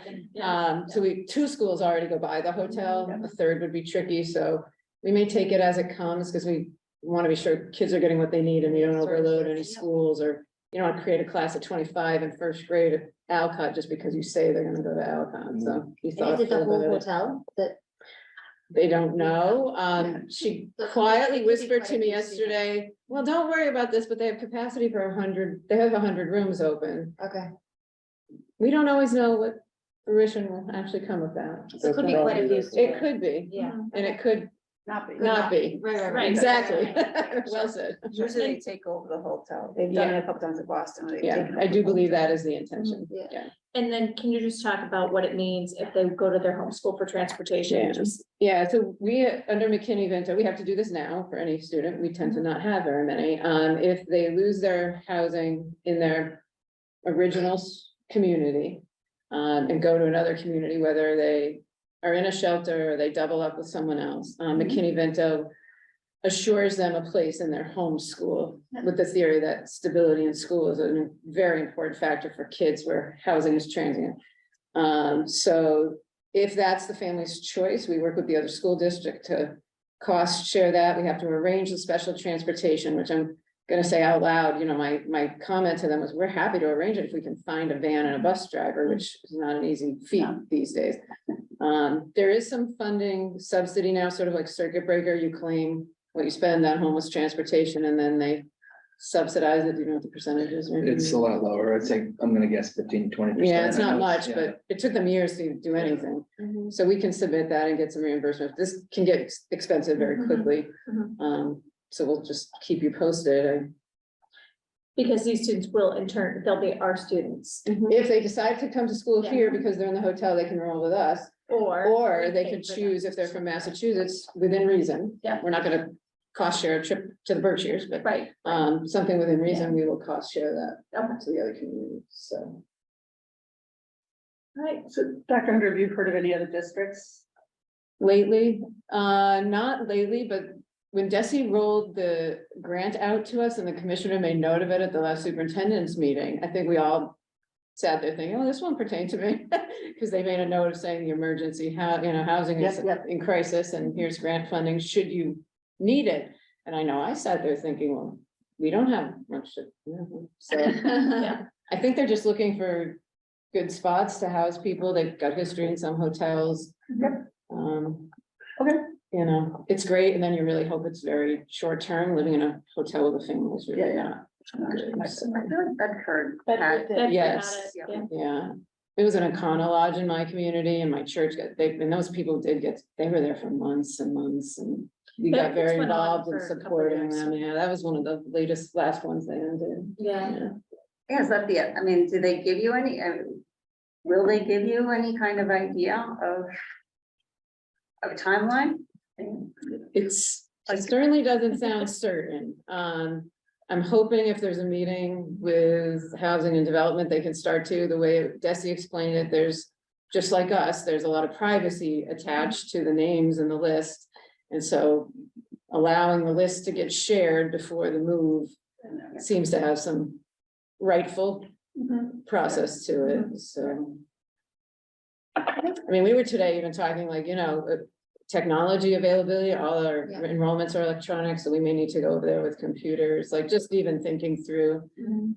Is the Wi-Fi adequate over there? Like our secondary kids can't go without Wi-Fi, just the layers of things we may need to attend to. So, yeah. Okay. All right, well, thank you for No, that. thank you. And more to come when we're here in a couple weeks. Yeah. Okay, our committee assignments. I attached the list. So we have our bargaining set up with, for secretaries will be Cynthia and I. For maintenance, it will be Carrie and Court. I will be on the Director of Student Services hiring, and then Sarah and Alexa will put together the superintendent's evaluation. And what we're going to try and do with that in particular, because Sarah was so kindly volunteered to help us with that, we want to move it up and do the superintendent evaluation in April. So it will be completed by May 1st. And this way it is our current committee doing the evaluation, recognizing that we didn't do it last year. So this way it won't be, if you're back with us, Sarah, great. If you're on Carlisle after this, then it wouldn't be you coming back in June for that. Yeah. So we want to wrap it up by the time, so all our current members are all part of that. But we've always had, and now, I mean, after I said like, oh, I don't know about the timing. Yeah. Like, then I remembered, like, people have stayed back. on, right? I Yeah. think that Heather stayed on and came back for the actual Yeah. meeting, and I think that, I know that it happened in Carlisle, that people would come back. Yeah. If they were part of the team, or even just for the evaluation. Right, and it might itself. be So I nice don't know to if we have to wrap wed it up. ourselves to any kind of. Yeah, and I think the timing would be great, because I think June gets a little crazy and the close of school and everything else, so it might be a perfect time. So that's gonna be a little bit in flux, but that's just what we're thinking right now. But you and Alexa will work that out. When's our town meeting? April 30th. April 30th. Sunday, April Yeah, 30th. When is that's the only one Carlisle? I was trying to do that, the run up to town meeting. Yeah. Because that's very busy. Yeah, yeah. Yours is after. Ours is based on just on when the vote is. Ours is on the town. I have not found a date for Carlisle. Yeah, yet. I don't know, because we don't have to, we have a different practice than you Yeah, guys. Right. Mhm. We become members at, basically, you must go get sworn in like within 48 hours after the vote, in order to sort of claim your spot, or I don't know. if So it's the vote, not the It's the election. vote, not, it's the, Town meeting. it's the vote, not the town meeting, meeting. sorry. Yes. There's no second. No, it's. And do you yeah. know when your election is? Don't ask me why I spent time doing this, but I looked at the webpage over the weekend and there's no dates there. I know why I spent time, because we want to be sure. we're Yeah, good. I don't know that we've even announced when the caucus is. Okay, Yeah, okay. Because we were talking about that the other day and did not. Okay, know there was that. kind of a TBD Yeah. message on the Okay. webpage. Yes. all right. It'll TBD, happen. different town. But I love it. All right, so that's where we had netted out there, and then I'm gonna turn this over to Carrie as we move into policy. This, again, I'll just remind everyone, this is our second reading of the school committee policies that were attached to the agenda. So go right ahead. Yeah, this is pretty brief, unlike last time last time we discussed 14 new policies that we were reviewing. Since then, I had an opportunity to go through all of the cross references and just make sure that that was all cleaned up. I removed a few, changed a couple, and so Erin is aware of all of those edits. So if these are all approved tonight, she will work with MASC to make sure it's all updated online. I've not heard from anyone in the community or the committee with any comments since last week, so I don't have anything new to report on the policy, so speak now or we'll vote later. Yes, exactly. So it's an action item towards the end of the agenda. Yeah. So there's one that gets moved to another policy, KJA to KPE. Are there any that are being dropped? Yes, there's quite a few. Yeah, and I don't see that in the list. So when we get to the vote, if you can call that out for me. Yes, and actually, if you look at the vote language court instead of the link in the discussion, it's different. Yeah. Very good. Thank you very much. And we talked about putting in the agendas, the like old policy, the new They're policy, in there. the link to the. It's So in if the you go to link, the yeah. second reading of SC policies, it says current, the MASC, and then a proposed under each one. Okay, I think I opened the motion twice. Okay, perfect. Yeah. It sets the standard for how to do this. Yeah. I mean, which says that was an incredible amount of work to put all that together. Yes, she did a great job at that. And I think she did that for us last year and she really put it all together again. It was really, And I appreciate it because she's also been sick. So I hope you feel better, Erin. Just say that out loud. but just like the voice of God. I know, she really is. She's just the behind the scenes gal. All right, so we will look forward to that in our action items. So moving on to our FY 23 budget update, which I just feel like this is really good timing, given what we just did with Tracy, and it's really clear. I feel like through your memo and through your update, so I will turn it over to Bob. So we're on the regional district Yeah, meeting. we're in the correct? region. Okay, we should talk about the right information. So I'm gonna just highlight the budget variances, then talk specifically about the vehicle plan, which is in my memo. So there's two reports. There's the 1,000 level, which is kind of the DESI function level that we approve our budget on. And then there's a 100 level, just to give you kind of transparency and additional detail if you wanted to see it. I'm going to talk more about the 1,000 level. And so our kind of where we see overall is, I think we're in a relatively decent place for the high school district, the regional school district. Some of these things you may have heard of already during the budget process, but on the district leadership side, the negative adjustment is reflecting the restructuring of Metco staff, which is not actually a reduction. It's just we're not classifying it as administration anymore. And the net of these changes is actually more Metco staff. The instructional leadership category, the main contributor to the budget adjustment there is the funding of a speech language pathologist to meet student needs at the high school. In other student services and other school services, it's being driven by transportation. 76,000, that is special ed transportation. Some of that is parent transportation. Some of that is the case collaborative assessment. And then 33,000 in homeless transportation, which I believe is for just one student. Can check that, yes. No, that's correct. And so Lori just shared the news, if students opt to stay in their district when they move here, that just kind of gives you an idea of what it costs for a student for homeless transportation. Is that the 114 number? The 114. This is 3,300? I just wasn't sure. Oh, the 100 level, I'm sorry. Yeah, you're in the thousands. level. Yeah, that's, yes, that's in, you're right. That's in the 3,300 people transportation. Thank you. So really just between special ed transportation and homeless, that comprises almost all of that. We have a little bit of a bump for fuel, diesel as well, and the regular ed transportation. maintenance is pretty much on budget. It's within a couple $1,000s. The fixed charges reflects our benefits and our insurance costs, our premiums on our policy. We actually have a little bit of a favorability on retiree insurance and offsetting the unfavorable active employee insurance. So the bulk of that is related to our workers' comp and property liability policies. We are reaching out to our insurance company. The workers' comp policy is not held with them currently, but by now having a separate policy for our commercial insurance, we're kind of a bigger entity for them to look at having and taking us back into workers' comp. So I have a inquiry out to them to kind of push for that to happen. It would be nice to have our insurance consolidated with them. And as we move farther away from the incidences where we had claims, our experience rate for workers' compensation should improve, and hopefully that leads to a policy cost reduction. But for FY23, that's where we are for now.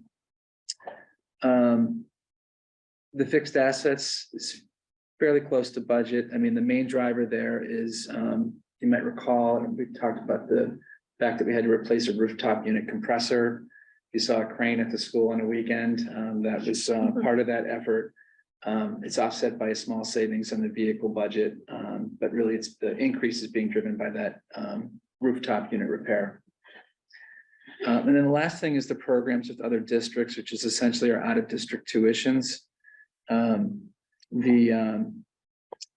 The savings there is in part bringing a student back in district. That actually might be a net of 2 coming back in district and 1 going out. But the net is 1 student's back in district versus what was budgeted. And the remainder is we're planning to use some additional circuit breaker of current year funds to offset some overages we have in other lines. And we'd still have a very healthy circuit breaker balance at the region. It's the revenue that we're going to see this year is over $1 million for the region. So I feel comfortable doing that. So that's where we are for the regional budget on the kind of through, not exactly through Q, it's Q. This is through January 19th. So we run this kind of when we shortly before the meeting dates, and so you get real-time information. And so I'll wait for guidance from the school committee in the future, whether these get voted on and such, but right now it's information we're presenting. So in my memo, while we're talking about the region, I just wanted to highlight the planned uses of vehicle replacement funds. You know, in the region, we've ordered 4 buses last year. With the lead time, supply chain issues and lead times, we're not the only district seeing this. Buses do not arrive the month after you order them anymore. So we had 124,000 in lease costs that would have hit this year, but we already encumbered the first year last year. So we're not going to have any expense for that this year. So that created a balance that we had accessible. We are moving forward with 2 acquisitions, 1 purchase and 1 lease. We're only able to do the purchase because of that savings of not having those leases. In addition, we have a need for a maintenance truck. We have a very old truck that's not roadworthy, will not pass inspection. We would have checked with Ian in the past. We've shared the cost. We ultimately need to register it in 1 district. We've shared the cost between both districts. We just will bill the other district. So the 40% share of that in Concord-Carlisle is $34,000, and that will leave a balance of $16,000 on the vehicle budget. And for those 4 new vehicles, year 2 through 5 of the lease would be FY24 through 27, and those are factored into the FY24 budget. And the way we budgeted for FY24 is that they'll be on a lease basis. We don't have the capacity in the budget to purchase. I just have a note on lease versus buy. You know, we've wanted to deliver a budget that was going to work for the towns the best we could. And so we did go with a lease assumption for FY24. I just wanted to highlight that as interest rates rise, you know, it's something we may want to think about because more of our budget goes towards covering the interest component of vehicle acquisition, not just the principal purchase or the cost of the vehicle itself. It's tricky on how you switch. You need to have find a time to do it, and there's going to be a bump the first year you do it. Once we get to steady state, there is no additional cost. But in the meantime, with them on lease, the first year you buy, you're going to have some on lease and a purchase. So a longer term consideration. When do we need to make a decision on that? Well, we've moved forward with a budget that plans for leases. We would need to talk to the school committee. We probably want to assess what the town's capacity is to see a switch to, because it's going to result in the budget increase the first year we do it. There's also the possibility that, you know, some of the timing of these orders, we typically wait a little bit. You know, if we were to get late in the year and had money left, you know, we could make a decision as a group. You know, John, at the same time, John's anxious to have the orders placed, but if we had the capacity in a year where we saw all of a sudden a decrease in out-of-district tuitions, you might say, well, we see money in the budget, why don't we do it as a purchase instead of a lease? I don't really see it as an option. I think what we've outlined this year is all we can do. Could potentially purchase one because of not having those 4 vehicles first year cost of a lease at the high school that they're going to arrive in March. But their lease costs have already been encumbered in FY22 when we made the order. So that's the only reason we can do it this year. But we'll think about that as we prepare the FY25 budget. And, you know, there's all sorts of things that will be trade-offs there. I have a question. So these buses were supposed, so if we encumber them last year what was the original anticipated arrival date of the buses? I'm not 100% certain. I know like it's if before March. Yeah, I know it's. And so the 4 that will be replaced, we're still running down 4 that we want to surplus or that have a lease. It's like what are they going when they come in? Are there 4 other buses that are going out, or like that we extended a lease on 4 buses, or is it just this is like we don't have padding? We don't have extras when we would hook. I'm just trying to understand. So we only have their leases are 5 years. Yep. So only the buses that are 5 years old and less are on leases. Okay. So there's not that many. And I know we have buses over 5 years, so those are fully paid for. So I think what John will want to do, well, I know what John will want to do is to trade these, some of these, he has a couple that are like not being used. But he'll want to, turn in the ones that are not roadworthy, potentially if he can get a trade-in, if they're in good enough condition to get a trade-in. If they're not, he'll take scrap value for them, but we will look to disposition and we'll bring those to the school committee when we do that. We're overusing some that we had. Yeah, we're hoped to do. massaging some along. I was just trying to understand, like, what. Yeah. What he says sometimes, he gets anxious, they can. I'm not questioning, I'm Yeah. not like saying, oh my gosh, wow, like, we could have gone further if we got an extra 6 months. No, that's not my We question just, is just, cross our fingers. where are we on the bus going, process? yeah. Like, I was making sure we had enough buses around. Yes. Right now, like, that we're not. Yeah, I we mean, haven't I'm been operating hopeful on a that shortage of buses. But this kind of supply chain delay does start to make you nervous, Yeah. admittedly. So, guess we'll see. So if we do get 4 in place in order for 2 in each district, that gives us 8. It buys time. John is, these buses are safe. That's not the issue. The issue is though they could potentially fail inspection because of some, some He's issue. given us a bunch of information on the state of the buses, and I think I understand that. So that's where we are. And again, the older ones would be retired. And I left a note there on just kind of the mechanics of our process. So it looks like the budget's available, but there's reasons why we could potentially look at modifying our process, but since they're ACH wire payments, it's a little bit harder to encumber the funds than it would be for a normal PO where you cut a check. So when you look at the budget reports, that money, those leases are going to be paid. It just doesn't show as encumbered. So I just wanted to highlight that some of the available funds, the remaining balances you see, it's the same thing with benefits. You know, there are funds that show available, but they're going to be spent down.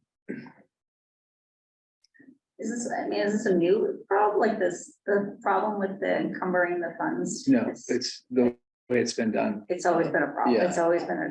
It's just the way it's, yeah, I just wanted to. I admit, I saw these big numbers, I'm like, Bob, what, why do we have so much money there? It's a perfect storm of, usually there's probably some not encumbered, but we don't usually probably have as much because of the supply chain issue. So I think it's the combination of things. So you'd encumber it if you could. Yeah, Yes. we probably can come up with a little hokey manual way to I do mean, it. I had a superintendent once who used to add a column and make us sit and go through, anticipated was his word, because you couldn't quite encumber it because you didn't have the right process mechanically and accounting wise, but you also wanted to show that it was accounted for. I've never done that, and that was 1999 that we did that. I think he had his purposes. It's pretty labor intensive. It's better to kind of just know what you've got out there. No, but that's like a fascinating thing for Yeah. us to know, because you Yeah. think that like I always assumed like any cost that you, like, this is a recurring like Yeah. cost that you know Yeah. is kind of like, I just assumed that would always go into the encumbered because it's spoken, like, I always think of It's a encumbered moment being in spoken for time. money. Yeah, right? it's a moment in It's time said as to whether it's there more or not. complicated. Yeah. It's spoken for and linked to a PO or linked to Correct. it. Yeah, and I would Yeah. differentiate the leases are spoken for, we've committed to it. The purchases, we've all talked about and committed to it, but until we actually order it, Yeah. we can't encumber that. That's not to say we couldn't create some anticipated or something.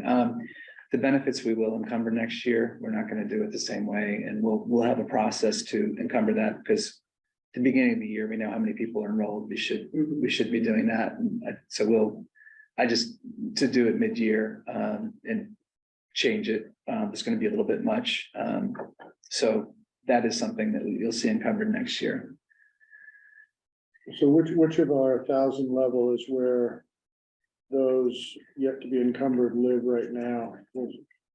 7,000? The 7,000 and the 5,000. Yeah. Makes sense. Okay, thank you.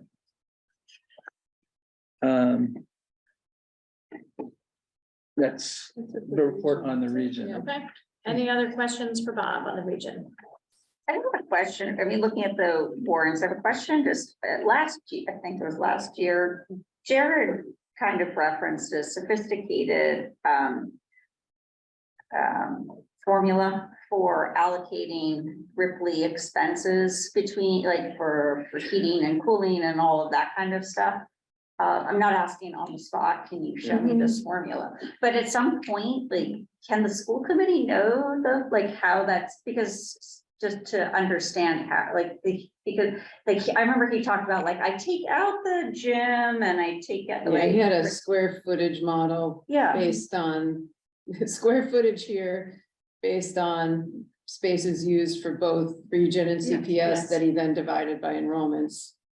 And came up with, I'm sure Ian has it. I'm sure Ian has it. So personnel could be an easy 60/40. Personnel is easy. But utility, like the, you know, Yeah, the heating and the cooling, utilities. the utilities, the Right. things like that, like, just so that we can understand Stand what together. is. Yeah. What's Yeah, I'm covered by sure Ian CPS, has what's it. covered by the town, what's covered by the Right, region. right. Yeah, Yeah. no, I can At track some that down. I know I've seen it for capital.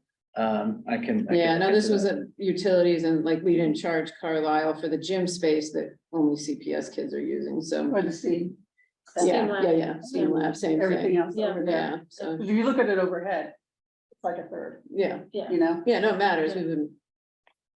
Carlisle shouldn't pay for spaces in it. Yeah. No, I remember there doing that. that'd be good to be current on that before Carlisle asks us, be current on it. Sure. Yeah. Especially since bringing more kids to our school and we're charging more, it's crazy. We did have a lovely meeting with the Yeah, we Carlisle, it was great. Oh, you did? We did, oh yeah, I should have reported out on that. See, Yeah. January, we had a lot of meetings in January. I'll just mention that we went, Bob, Lori and I went, and Sarah went to Carlisle FinCom. It was actually wonderful. And I think that they had the history, they were planning for this influx of kids to come in. And so it wasn't, a huge deal. Like it was, no, we saw this 5 years ago. We knew this was going to happen. So it was great. That's good, because it is the biggest swing we've seen. Right. Yeah. It's bigger than any swing that Concord had, Concord has, it's like so right. proportional. Exactly, It's exactly, huge. it is. It's a huge. So it is a big deal, but it was Yeah. not A big deal, but unanticipated. anticipated. It was Yeah. anticipated and planned for, so. Yeah. So So it's a it- non-controversial big deal. There we Yes, go. That's what- exactly. To that point, how do you run those numbers? Like, did you know 2 years ago? Did you know a year ago? One is what we talked about, that we knew that last year's graduating eighth grade class was an exception, was a bubble, right? And so there was that. We have a few people in town who really like to take deep dives into projecting out. Yeah, and this office has done more, And I actually, think with there was support even- from some of your I think as folks. long as I've been partnerships. on the school committee Yeah. here for the 2 years, I think I feel like even it was brought up 2 years ago, Yeah. kind of. And so I think it's just a lot of eyes, which is great, Yep. and a lot of open conversation, and sharing of information, so. Because it would be nice for both towns to have like a 2 or 3 year. So we've Outlook. got at their request, at Ryan McLean's request, we projected out how many years? Do you remember who we gave him? I think it was. Another 5 Oh, years. yeah, We'll 5. send you the Well, model. FinCom guidelines presentation, we used those 5 years. Yeah, we'll send you the model. But even though it's a big swing, it's still not, because if they reference back like 10 years ago, it's still kind of the same number of kids, but because they. Yeah, you've had some declines. They've and had some you're decline, and so now we're rebounding, rebounding from Yeah. that. So it's not as though it's like all of a sudden, we have all these kids moving to Carlisle. It's kind of ebbs and flows. Right. Oh, yeah, no, it's part of the site, like next year is not going to. Right. We're not like, oh, last year was 80 kids in the eighth grade and now we're 90 kids and Yeah, 100. yeah. No, we have, we have bigger years and we have smaller years, and if you look over the historical changes, then it's. And you need us to inform you on the Concord side, Right. because Concord's enrollment's got a declining trend, so the combination of the Right. rebound in Yeah. Carlisle and the And the- decline in Concord is. It could be a trend. I mean, the crazy thing, and I told you this, Yeah. right, is that I look back at some mosquito information about enrollment, and when before the high school opened, just before it opened, or when they were building whatever, the NASDAQ projections for number of kids, they thought that there were gonna be 1,600 kids in the high school by now, right? 1,500 when the school opened and 1,600 now. The crazy thing is the number of Carlisle students for 2023 was spot on. Like it was like off by 1 kid, right? So that was correct. That was, I don't think I would glean anything from that in terms of reliability of the numbers. I just find it fascinating that. Yeah. Well, Carlisle the mosquito had really accurate reporting of that you could go back and reference and look at the history there. So that was great. Okay, well, thank you, Bob. I think that's terrific. And then I think we're moving on to our action items. So we're going to vote to approve our policies first. And you should have a motion in the agenda. No, I'll ask Carrie to. Do you have it in front of you? Yeah. Go ahead. I move that the Concord and Concord-Carlisle school committees vote to approve school committee policies KBA, KBBA, KBE, KCD, KDB, KDD, KHA, KHB, and KI as discussed, and remove KBBAE, KBBAR, KCB, KCDA, KCDAR, KHE, and KJA. Second It's a mouthful. for both. It's a mouthful. And any discussion? I thank the work of the policy committee, I have to say. I mean, there's a lot of policies that we've been able to get through, so Team effort. thank you for that, Thanks, yeah. everyone, for participating. Okay, all in favor? Aye. Aye. Both.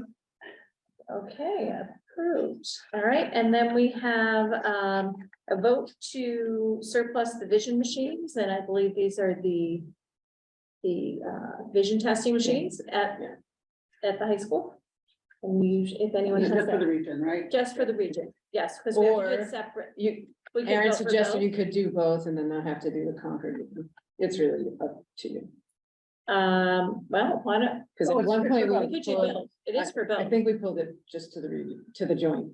Oh, okay, so That's so this is Yeah. gonna be for both. Okay, So because we're in person, just say I for both if you're region, I guess. Right. If you're both and just region, okay? Does anyone have that motion in front of them? yes. I move that the Concord and Concord-Carlisle School Committees vote to donate 5 vision machines as outlined to the Lions District 33 and Visual Aids Foundation. Second, Okay, discussion? do the Lions know these are coming? Yes. Okay, Oh, thank you. Fact, I had to stop them from going until you approved them, so they're excited to get them. oh, good. Okay, great. Okay, all in favor? Aye. I was really that, but okay, I'll just say any opposed? Anyone opposed? Passes. All right, at this point, before Carlisle leaves, I just want to mention that we have not forgotten, we need to schedule a February or March school committee meeting in Boston. So that is, I'm gonna be working on that and maybe we can talk and maybe have like a little social before the meeting, something like that. We'll be adding a meeting. We know it will Or take the change- place of one of our school change, committee meetings okay. at Ripley. It will just go on location to Boston. We're hopefully going to Hyde Park to the library. And I where- think where we can were just, before. We're gonna have to bring the gadget yeah, I think in. we can just bring our gadget here. Yeah, that will make things This will much make things easier, much 'cause otherwise we didn't have a plan. It's great. Right, right. So all of this really needed to be The in owl place so will we could get it. The owl will travel. Yeah, No, MMN's got one okay. camera on and then the owl's got the split. the owl is the split camera. Good. It's got 3 cameras The owl at the is same time. pretty snap. It's It pretty- is pretty- pretty pretty- Yeah. I like it. We'll have to listen to the sound quality, so hopefully anyone watching Well, can maybe Aaron's send on us some call to tell feedback. me if it's not working. Well, we have so the it seems DIV. decent. We have that one also. I looked at haven't it. watched that one yet. It's I on, know. it's up on MMN. All right, I'll have to check it out. All right. Well, thank you. So thank you to Carlisle, and I am going to adjourn the region. That's it. Good night. Thank you. And I'm This is gonna, Good night. before Thank you, 8 Sharon. meetings in a row. and we had a workshop tonight. Amazing. This is great. So do we want So- to just power through? or do we- Yeah, oh, yeah. Yes, I think we can power through. So Carrie, as you know, is chairing because Alexa is on a plane as we speak. So I will turn it over to you. And I will turn it over to Bob. We're gonna go through the, Middle school. oh, sorry, middle school update. Thank you, Cynthia. Yeah, so this is brief. So last Thursday, I think over 1,200 people came to CCHS for the special town meeting and overwhelmingly approved the additional funding for the middle school. So a big thank you to the community for that. And to Court and Alexa, who's not here, Dr. Hunter, on the building committee, I know, and many hours went into that, so thank you. And congratulations. Thursday morning, 7:30, we look at the alt deduct list to protect the project with the now budget. Great. That's correct, and Bob's been working a lot on the pre-approvals of the vendors. Which is done. Qualification, it's done, yeah. Oh, So great. that's the 2 big items on Tuesday. So then we have the vote on February 16th at the ballots, and from there, break ground in the spring. Right. What are the bids? The bids go out end of February? That's a pretty big one. Yes. Yeah. Now, do you do the pre-qual or does the OPM do it and report to you and the town? So they offered for me, Gail, the CFO, town CFO is on the committee, Lorraine Finnegan from SMMA, Right. and Ian and a few people from Hill. And so in other districts, they've said just Hill and SMMA, like the design consultant and the OPM have done the evaluations. Gail and I felt like we wanted to not just say, yes, that's fine. So we split up and each assigned, we're assigned kind of half of the subcontractors, and we both did the GCs. So we were involved with it.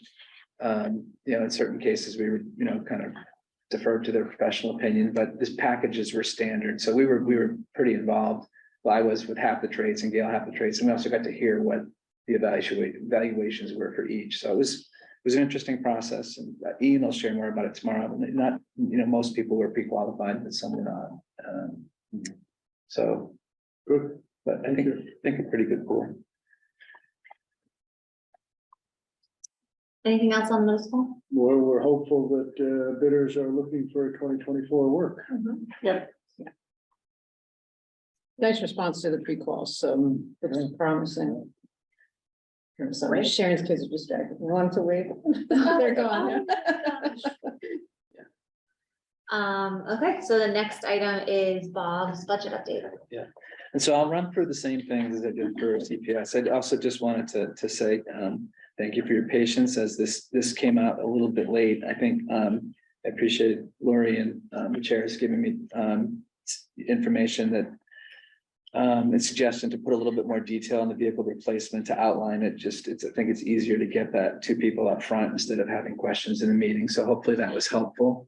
And again, that was kind of what held it up a bit. What I didn't mention for CC RSD, but also applies to both districts, is that when we look at these reports, and this may not have always been done in prior years, is we've already applied all the IDA grant funds to offset special education expenses. We've applied all of the prior year circuit breaker carryover funds to offset special education expenses. And we've used an additional $285,000 in CPS, consistent with what we budgeted to do.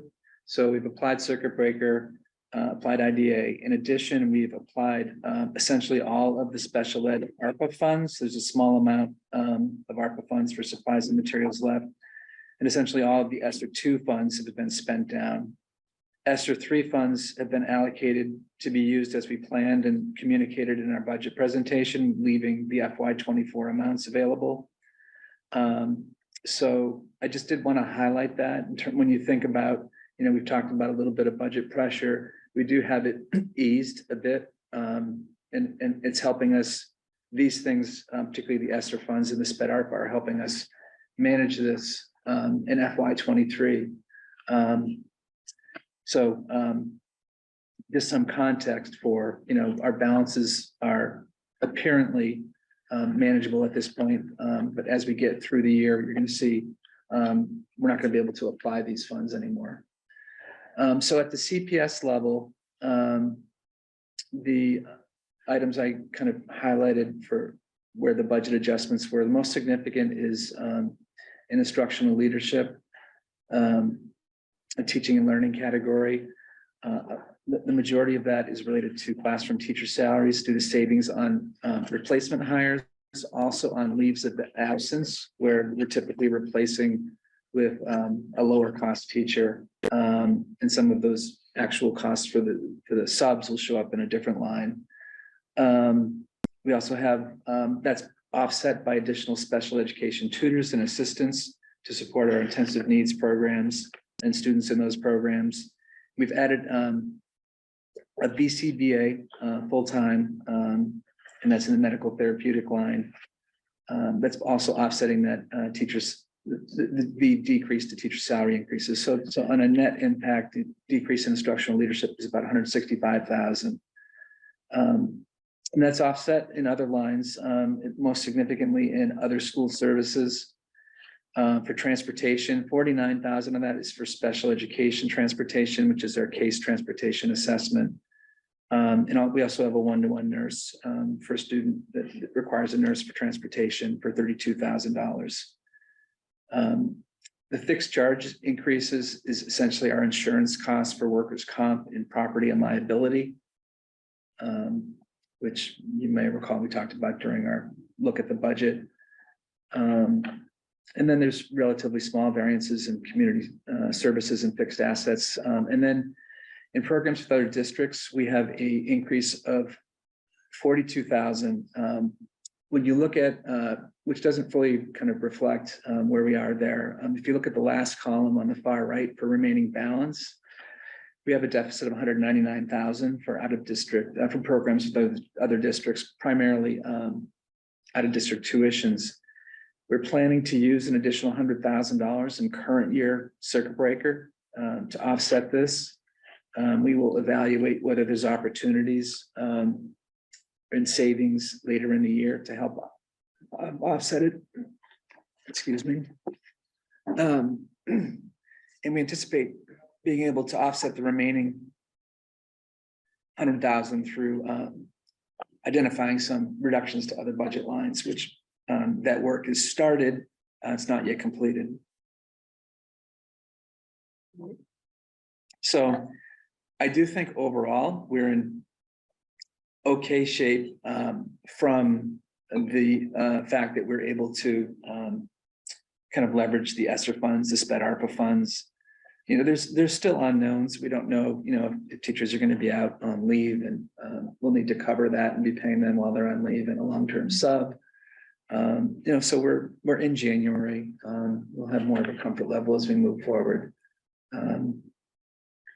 So, but that's where we are now, and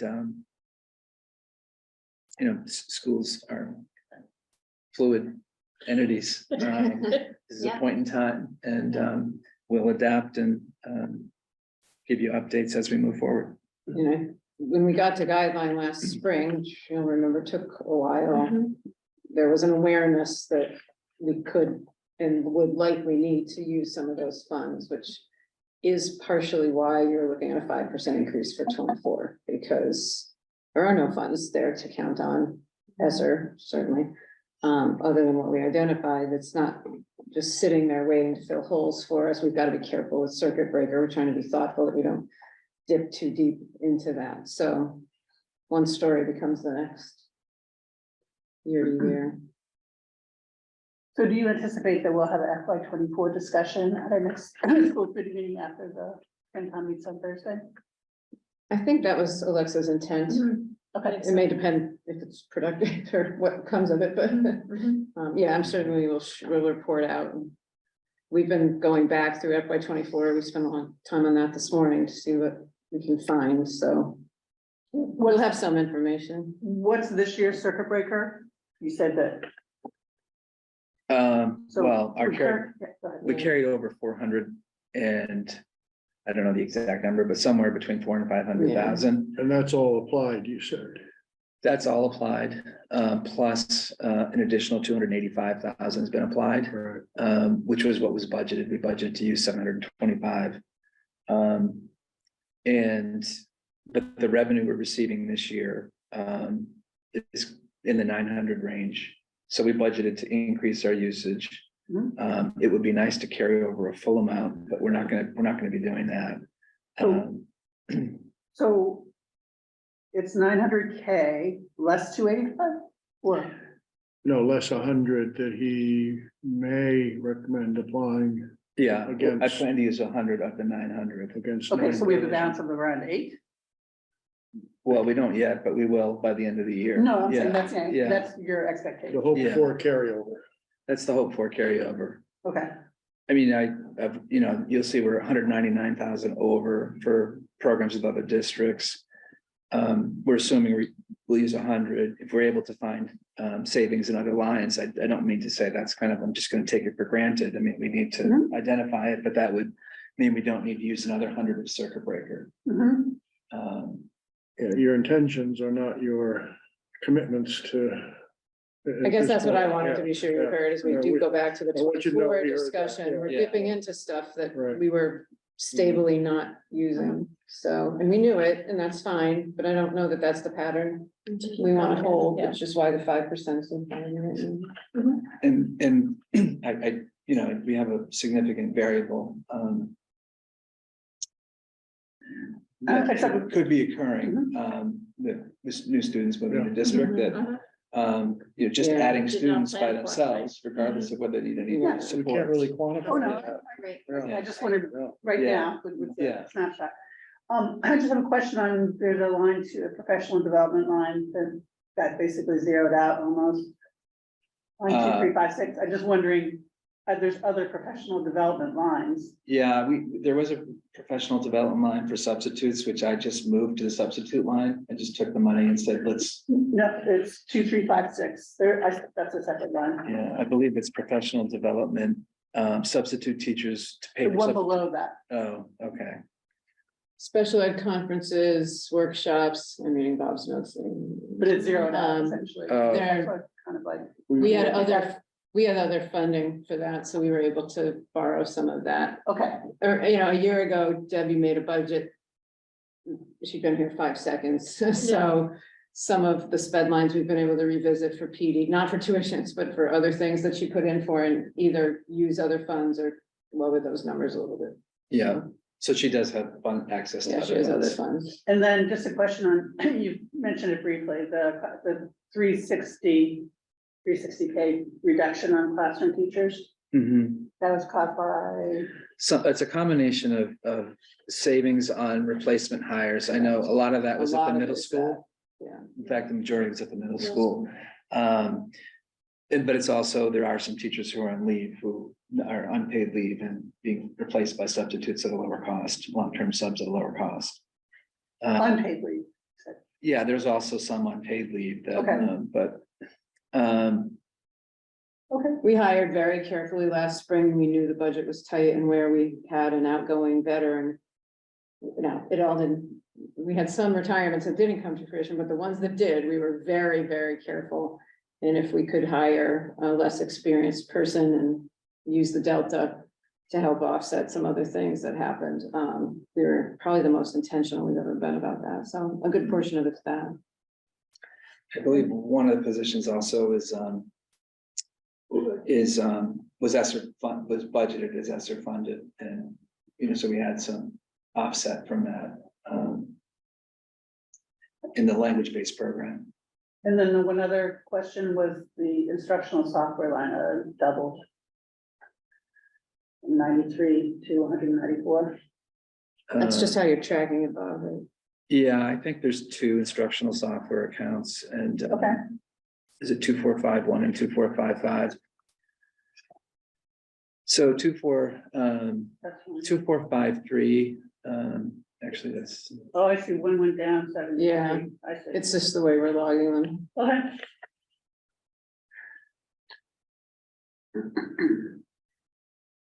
Okay. Thank you, Bob. Yeah, thank you. so the vehicle, I've highlighted as well. It's a little bit more straightforward there. In terms of, there's no purchase, there are 2 additional leases. So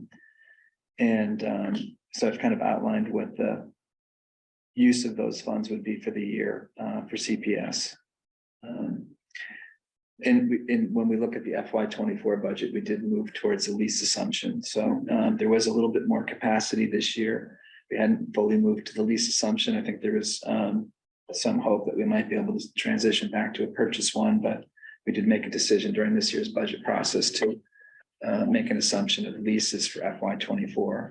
And if I'm correct, that's a lease purchase with a 5-year acquisition Yes. timeline. Yep. Okay. And so that's the update for CPS. Any other questions? No, thank you for all this. I mean, I really think that tonight this was helpful, given the fact that we did the workshop too. Yeah. Like, I was like, oh, it's all like making sense at the same time, so. What would approval look like and sound like? Because as Bob said earlier, we have kind of de facto tacitly approved things. If we were to bump that up in the interests of accountability and transparency, what might it sound like? Just that we, does anybody know? Yeah, like maybe in your former district, what did your motion language look like? In our former district, we did it after the fact, but we would actually vote to approve the adjustments as presented at the meeting on a quarterly basis. So we'd be doing exactly what we're doing here. All we would do is add a vote to it, which is not exactly what Tracy is referring to in her opinion is best practice. If you ask everybody in my seat, they would say quarterly transparency would be close to that practice. I could just not post the transfers and carry negative variances. That's what some districts do. I feel like that's defeating the spirit of it. I think if we're gonna do something, we'll work with what the school committee wants to do. I think we need more time to talk about it if we Yeah. want to do it and think about it. But would be difficult is if something comes up and we need to do something. And then I need to talk to Lori, Lori needs to stop, and we can't do it because we need to get school committee approval to do a transfer. So, Well, but that's different, yeah. accepting this as submitted is different than looking for pre-approval. No, Right, I wouldn't, that's not. right. So, and what you described first is actually our common practice. Yeah, Without us saying, how much of this is gonna happen tomorrow and how much of this happened yesterday? That's a level of granularity that I don't think anybody's ready to right. entertain. I do think we're almost there. I mean, we can get closer to best practice by just approving these as we present them in the future. Okay, And then if if you have some thresholds where you say, listen, please let us know in advance if. I can't think of something. If we had like a whole host of new students moving in and we had to add 5 teachers, we would need to tell you that. Yes. right. You would have to- I think we'll know about that. Yeah. fairly quickly, yeah. Warranted meeting. Yes. Superintendent's not gonna wait till Friday. for that one. All right, I mean, I think it'd be sensible, and I think it's a way a school committee actually accepts more accountability for the work you're doing on our behalf. Right, because I feel like we're almost there where we should be, and what I'm hearing from you is if we just add one more step, then we'll get to what we should be doing for the auditors also. I think so. I mean, we do need to have a formal vote at the end of the year, where at the end of the year you approve. Yeah. And we probably need to do it sooner than the audit here. Eventually we try to get the timeline a little bit earlier, but there should be a year-end report where you've approved the last set of numbers. And that's what I've always been asked for from auditors. We do, I think we do that in the Yeah, region, yeah. we have to do Yeah. yeah. I mean, we aren't getting findings on the audit report. I just Right, want we're to say getting- that out We're loud. getting clean audits, Yeah, yes. we're getting clean audits, so. So, yeah. There's always room for improvement, but we're getting. But the quarterly one might be another, best practice, and maybe that it would show control to the auditors as well. And it's up to to the school committee whether they want to Do do it. we need to update, like simultaneously update the policy Well, that's, that she was talking about? Yeah. Or does it matter? It's always smart to look. Look, our policies I think this wishy-washy. has reached the point of why wouldn't we do it, Yeah. actually, instead of why would we? We just want to avoid that, if we do it sooner rather than later, that procurement thing is yet to be settled. She was talking about the OIG. Oh, that, yeah, That might be a reason not to. rush. wait. Well, there's only like 20 of them. So you could work through the That's 20. true, it is. Yeah. Yeah, Avoid that one. you could still do it procedurally without a policy. With that, okay, Sure. Yeah. all right, well, that's helpful. Okay, so our last, or I guess our only action item is we learned from the town of Concord that the warrant, the CMS field warrant article has to be in the amount of thousands, and ours was a dollar amount. So we are hoping tonight to, I guess, should I just entertain the motion or, yeah, Do we need a motion before we discuss it? yes, I was just gonna say that, yeah. Should I make, do you want me to entertain a motion? Does anyone want to read the motion? Stop me if you need to. I would recommend that we wait until Alexa is here. This thing prevailed by the narrowest possible margin last time. Would it be in our best interest to wait until we have? So they're holding the warrant to go to print That's what I thought. in case you That's wanted what I to was- change that's this. what I was- That doesn't mean you have to. You can wait and then there's options Town meeting. for their town meeting one, yeah. So. But the warrant was going to print Friday and I asked them to hold it till tonight, so you could discuss this. That was my fear. Okay. Yeah, and that's why Alexa said you gotta go ahead, because she named everything you Do just we said. want to make a motion and then have the discussion? How about, if you can't make the motion, Yeah. I'll make the motion and then we'll discuss. We'll do that. Does that make sense? I'm gonna make a motion. I'll make a motion that the Concord School Committee votes to amend the amount of the already approved warrant article approved by the Concord School Committee on December 20th from $1,802,271 to $1,802,000 as required by the bond council at the town of Concord.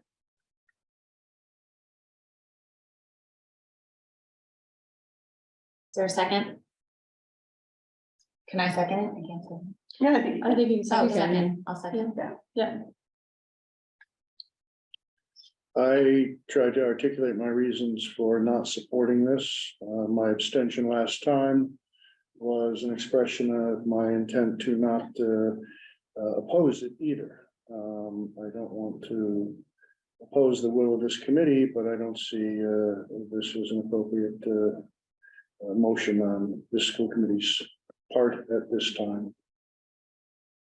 So this motion though isn't the content. This motion is, I mean, the warrant is going forward to the town meeting regardless. This is simply a technicality. Does that change your opinion in any way? Only marginally. But you make a good point. Yeah, you make a good point. It will fail because Alexa's not here, the two of us abstained. So now. But this is only. I understand, I'm just saying- Technicality of numbers as the I town has understand. required us And to if, do. and if it fails, that's fine. It will be adjusted on the town floor, the meeting of I town hall. know. It's a question of whether we. But I as a know the school town would committee want rather- To send it. The town would rather Incorrectly. that it be correct. Exactly, Yes, But, the town would rather it be correct in the warrant. Which is what I'm they gonna asked. hold my nose and support it. yeah, and I as well. So, Call the vote. Okay, so, all those in favor? All right, I, All those opposed? Thank you. And with that, we can adjourn. All right, thank you. The town.